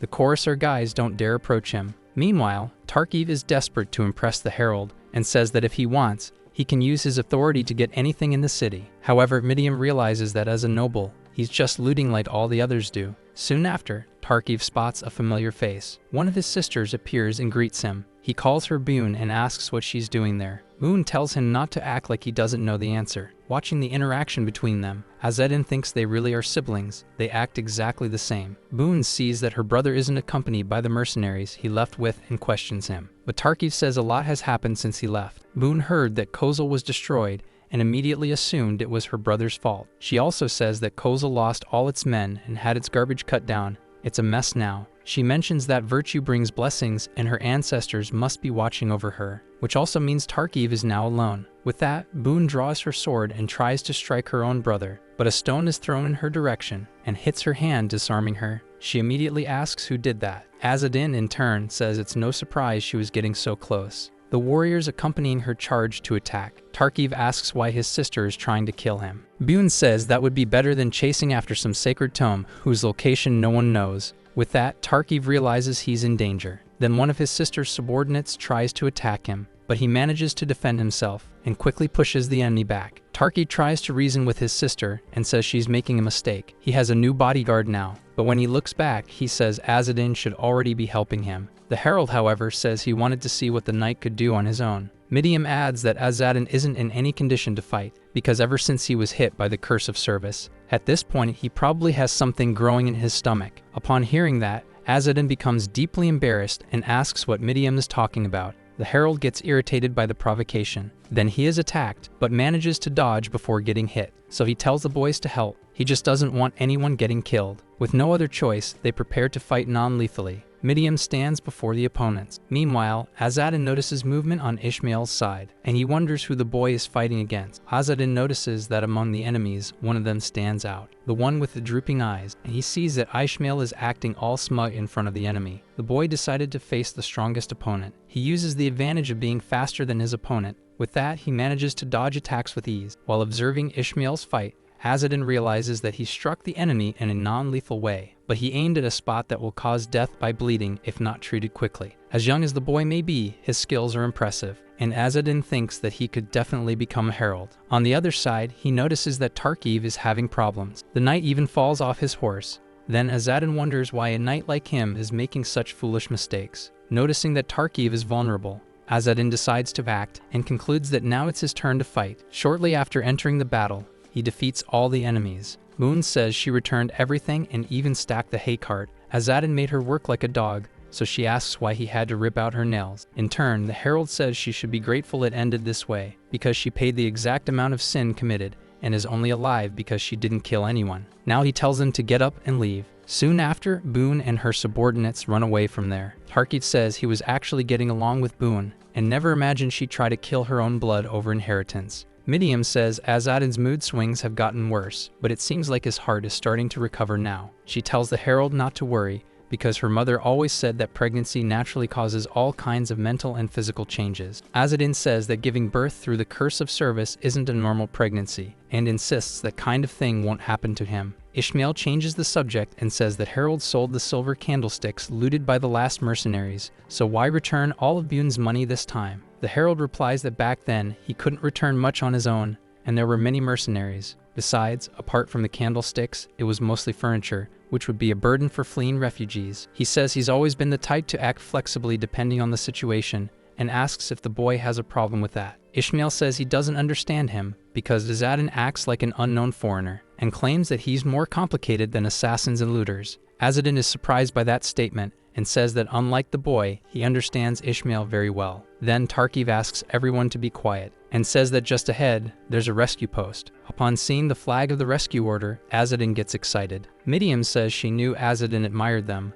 but points out that they're still Hybridon, even if their reputation isn't great. She asks if she should share the rumors with the Herald, as she doesn't want to ruin something he admires. Besides, stress isn't good for pregnancy. However, Azadin says the only source of stress right now is precisely Midium. He figures his dismissal was a panicked move by the superiors, afraid of Ariel, and that once he meets the regional chief, he'll deal with the curse as well. Azadin gathered 2 copies of the Tome of the Sacred Kings and 3 gold coins in a short time. Even among heralds, that's probably unheard of, which should give him plenty of leverage to negotiate. Besides, they're not going to kill him just to get the tomes. Even if they hate him, that level of paranoia is getting out of hand. As the others head to the tent, Ishmael and the knight go looking for firewood, until Tarkiv says he's a noble and shouldn't be doing this kind of labor. Midian notices Azadin is missing, but Ishmael says the herald went to the rescue camp. He notices his companion got a blanket, but Midian says it's borrowed, and if she doesn't return it, she'll fall into hell in the afterlife or be reborn into the Herald clan. After that, the herald returns.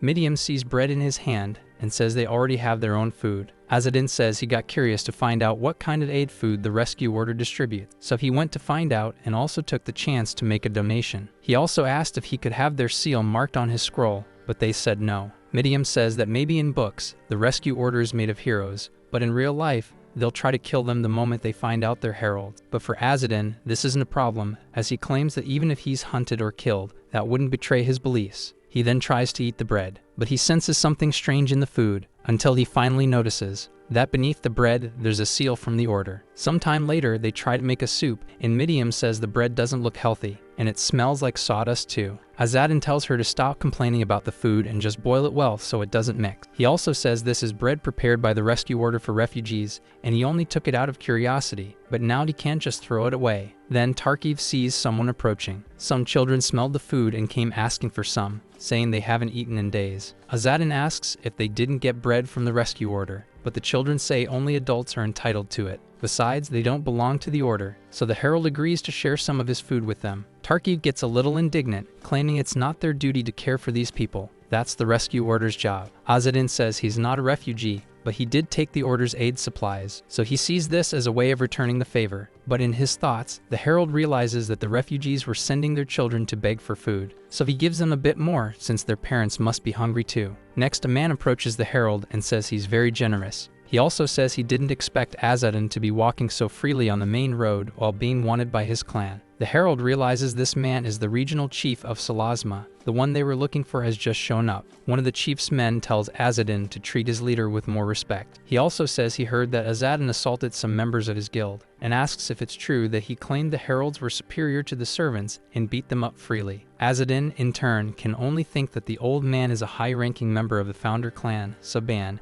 and concludes that Dererick must have snitched everything. The old man orders his men to clear the area of spectators. With that, they get to work. Azadin himself realizes he also has to act, so he tells Tarkiv to help with clearing the area too. Thus, the noble knight uses his authority to drive people away from the camp, until the boys interrupt him, because he was already overdoing it. Once everyone is gone, the herald is left alone with the old man. Azadin hears instruments playing nearby, and comments that it's so quiet there, it feels like a noble's estate. The old man snaps and says he's dying to kill Azadin right now, and claims that if he weren't hiding in a crowded place, he already would have. Azadin asks if he really has time for that, because Ariel couldn't have betrayed them alone, and shouldn't dealing with her come first. Irritated, the old man accuses Azadin of being in on it with Ariel, but the herald denies it. He also asks for his dismissal to be revoked, because he's not on his sister's side. The old man doesn't believe his words. He even admits the siblings are separated, but fears that somehow they planned this together. Azadin says that's ridiculous, and asks if anyone really thinks putting him in the clan.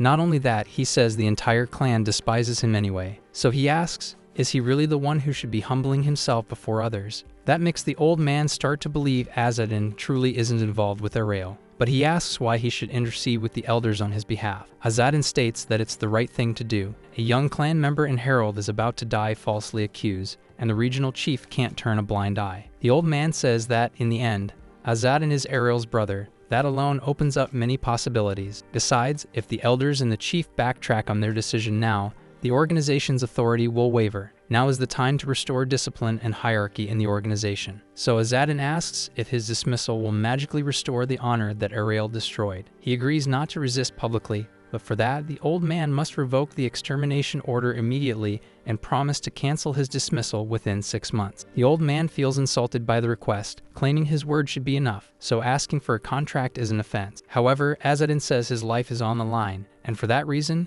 the chief's word alone won't be enough. The old man says that Azadin has been criticizing the elders and the chief nonstop, and now he's crossed the line. He claims Azadin is lucky to be in a hidden place. Azadin then says they can settle this outside, if that's what he wants. The old man feels challenged and says that despite his age, he wouldn't lose to an insolent brat, so he declares this is his chance to finish Azadin with his own hands. However, as soon as they step outside the tent, a woman finds them and says it's been a while since she last saw Azadin. He immediately recognizes her as Aldis, the first of the Heralds. The old man recognizes her too, but Aldis says there's no need for such formality, as too many people are watching. A bit embarrassed, he asks what brings someone so important to such a remote land. She says she heard that Azadin was dismissed and couldn't just sit still. She ran non-stop from Marangwi when she heard the news because she thinks it's nonsense. Azadin says it must have taken her 3 full days from Marangwi to get there. But Aldis says there was something she had to say in person. She submitted a petition to the Grand Master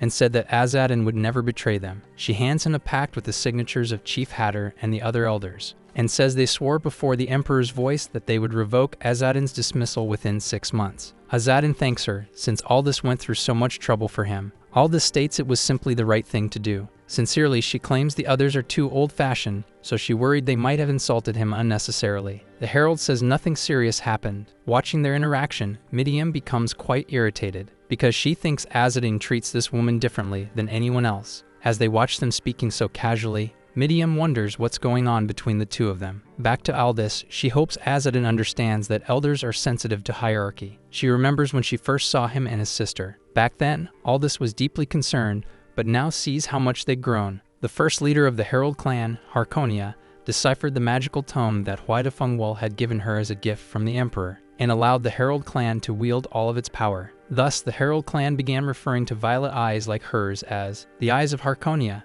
and called the strongest herald of the generation the Reborn Harkonia. Therefore, Aldis, who had noble Jeddah blood, violet eyes, and overwhelming ability, was naturally called the Reborn Harkonia. Hatter, the Grand Master and leader of the Herald clan, made Aldis his direct disciple, and assigned her to decipher the copies of the scriptures of the Divine Kings. Until one day, something terrible happened. One of the researchers accompanying them stole a copy and met a miserable end. This man was the traitor Aker. Some people saw an umbilical cord emerge from the man's body, and with it, a pair of babies. This caused great shock. As the Herald and his apprentice arrived on the scene, they were faced with the same situation. Hatter said that for a mere researcher to escape a Herald's pursuit and flee for a whole year was truly impressive. But it was a shame because they had no idea that Aker was hiding such an ability. Aldis said the children were born from the curse of service. Her master agreed, and seeing it now, realized the effects of the curse were undeniable. He also said Aldis could not even consider the possibility of keeping those children, because they had the blood of a traitor, so that had to be ended. Besides, raising a child is already a burden,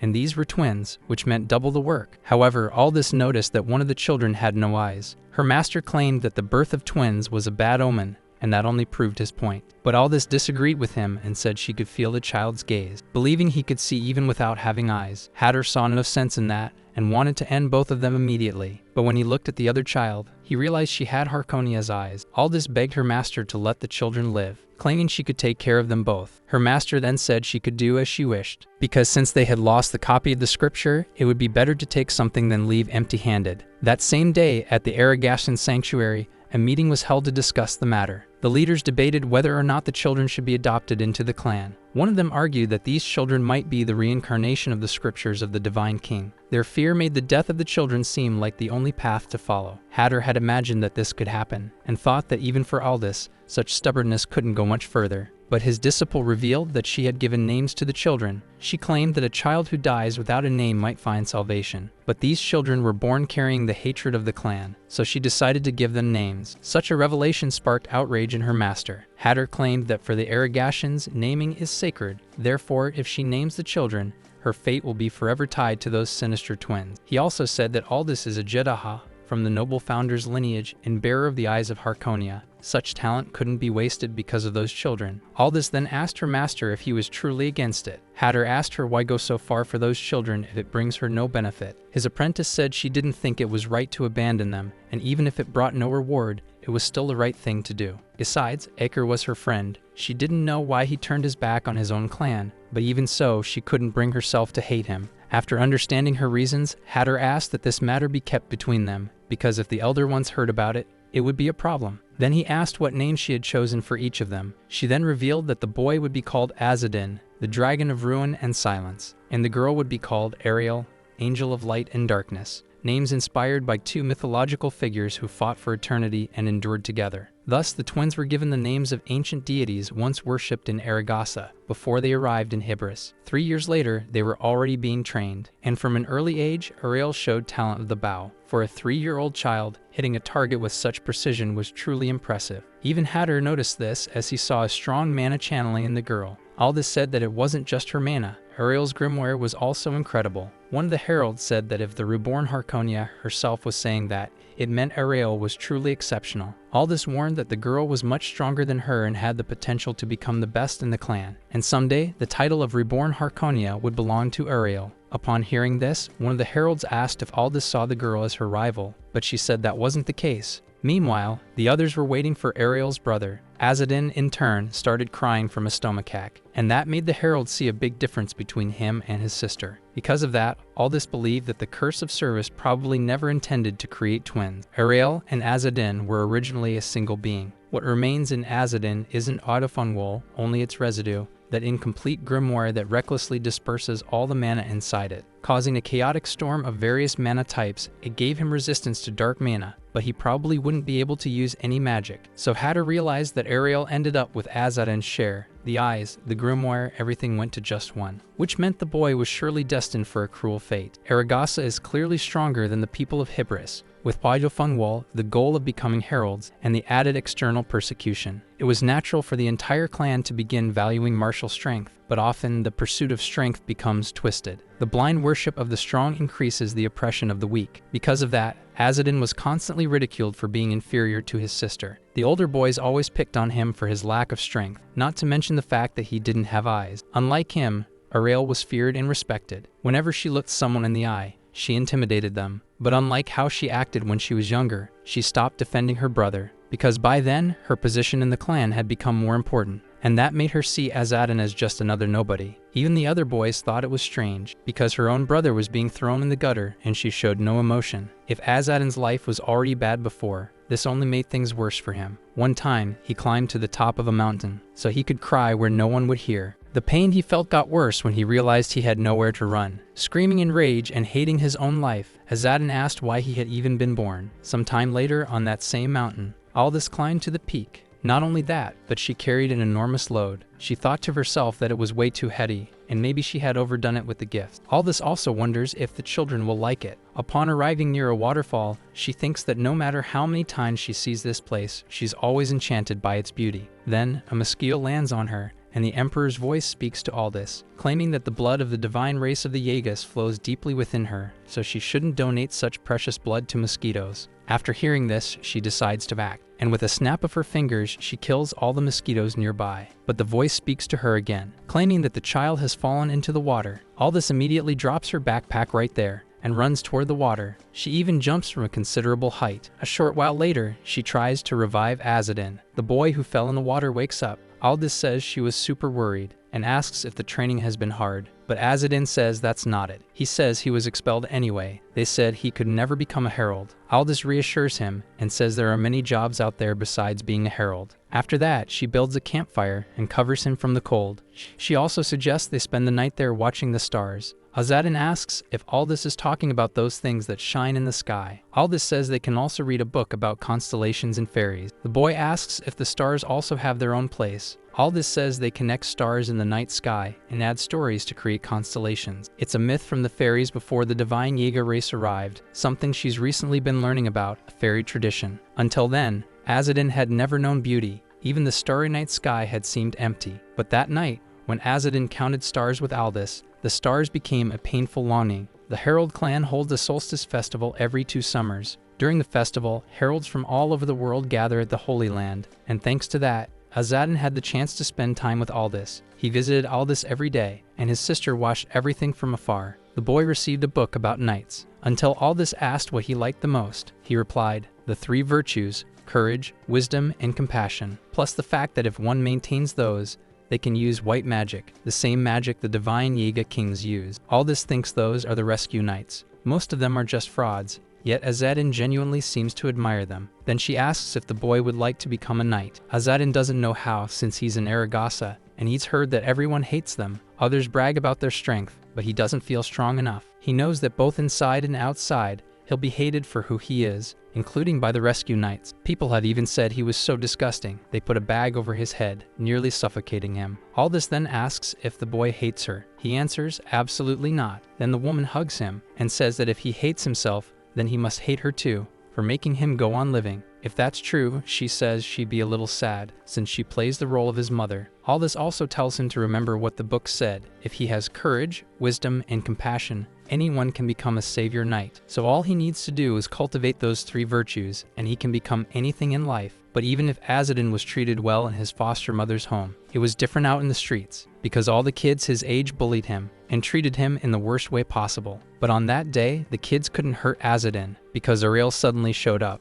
and seriously injured Azadin in the eyes. Before that happened to the boy, Ariel appeared right in front of him and walked past the other children. She called him disgusting, claiming that Azadin pretends to be weak just to monopolize all this attention. Then she sees the boy holding a heretical book and asks why he has something like that. But before hearing the answer, Ariel takes the book from his hand and destroys it right in front of him. Azadin asked why she was doing that, but Ariel didn't want to talk anymore and struck her own brother. Frightened, the other boys ran away and hid behind a tree to keep watching. Ariel taunts her brother and says he doesn't just like Aldis as a mother, but unlike him, Aldis only sees Azadin as a son. She also says there's a 12-year age gap between them, and besides, Aldis has divine blood, which allows her to stay beautiful regardless of age. Ariel says that even when they're both adults, Aldis will still be the same, and asks if Azadin will keep seeing her only as a mother. In turn, Azadin thinks that Aldis was the only one who showed him the world could be beautiful. She was not only the standard of beauty, but everything to him. Even if he desired her that way, he never intended to show it. He didn't want to stain that feeling by calling it desire. That was the vow he made to himself. Seeing him angry,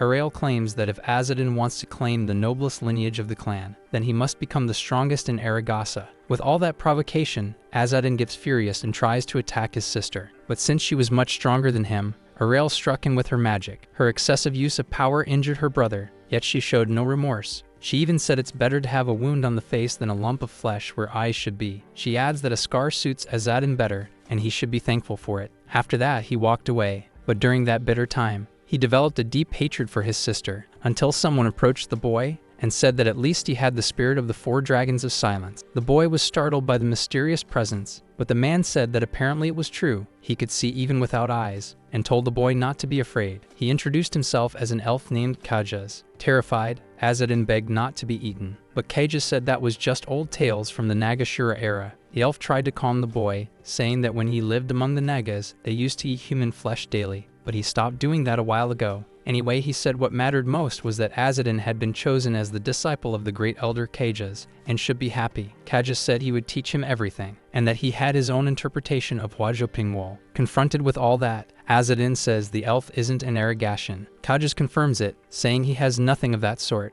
The boy says it doesn't make sense, and besides, he can't even use magic. So the elf asks if he wants to hear the secret of magic. Azadin didn't even know there was a secret. So the elf says that if you cut a magician's neck, he dies. If you pierce his heart or break his spine, the same thing happens. What he means is that his interpretation does exactly that. Azadin then asks if he's referring to a power capable of defeating Hwajopingwol. The elf says he's not begging to take the boy as his disciple, and that Azadin is free to go if he doesn't believe. He just thought Azadin would like a chance to get back at his sister after getting beaten. But that hadn't even crossed Azadin's mind. He actually wished he'd never see her again. Still, he kind of liked what he heard, and asked to become the elf's disciple. Kajas realized his words had convinced the boy, and so he agreed to train him. 10 years later, we return to the present. Aldis says that when she first found out Azadin would become Elder Kajas' disciple, she was shocked, and asks what he was like. The Herald says Kajas was crazy, but still tolerable, and at least he didn't eat people. Aldis feels relieved because when she first heard her boy had been entrusted to the elf, she had nightmares every day, thinking he'd get eaten. Azadin says his master gave up human flesh a long time ago,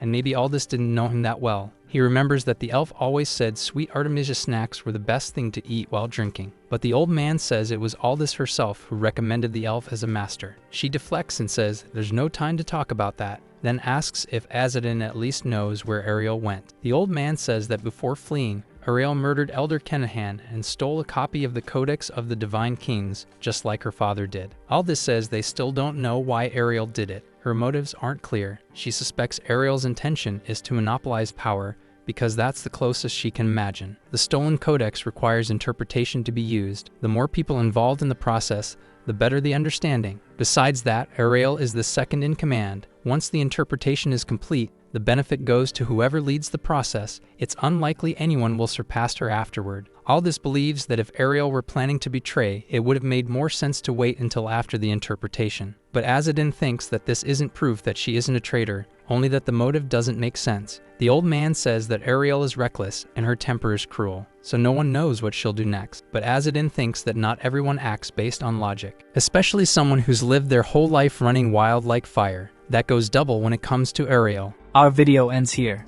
If you enjoyed it, please like and subscribe to the channel. Until next time, bye bye.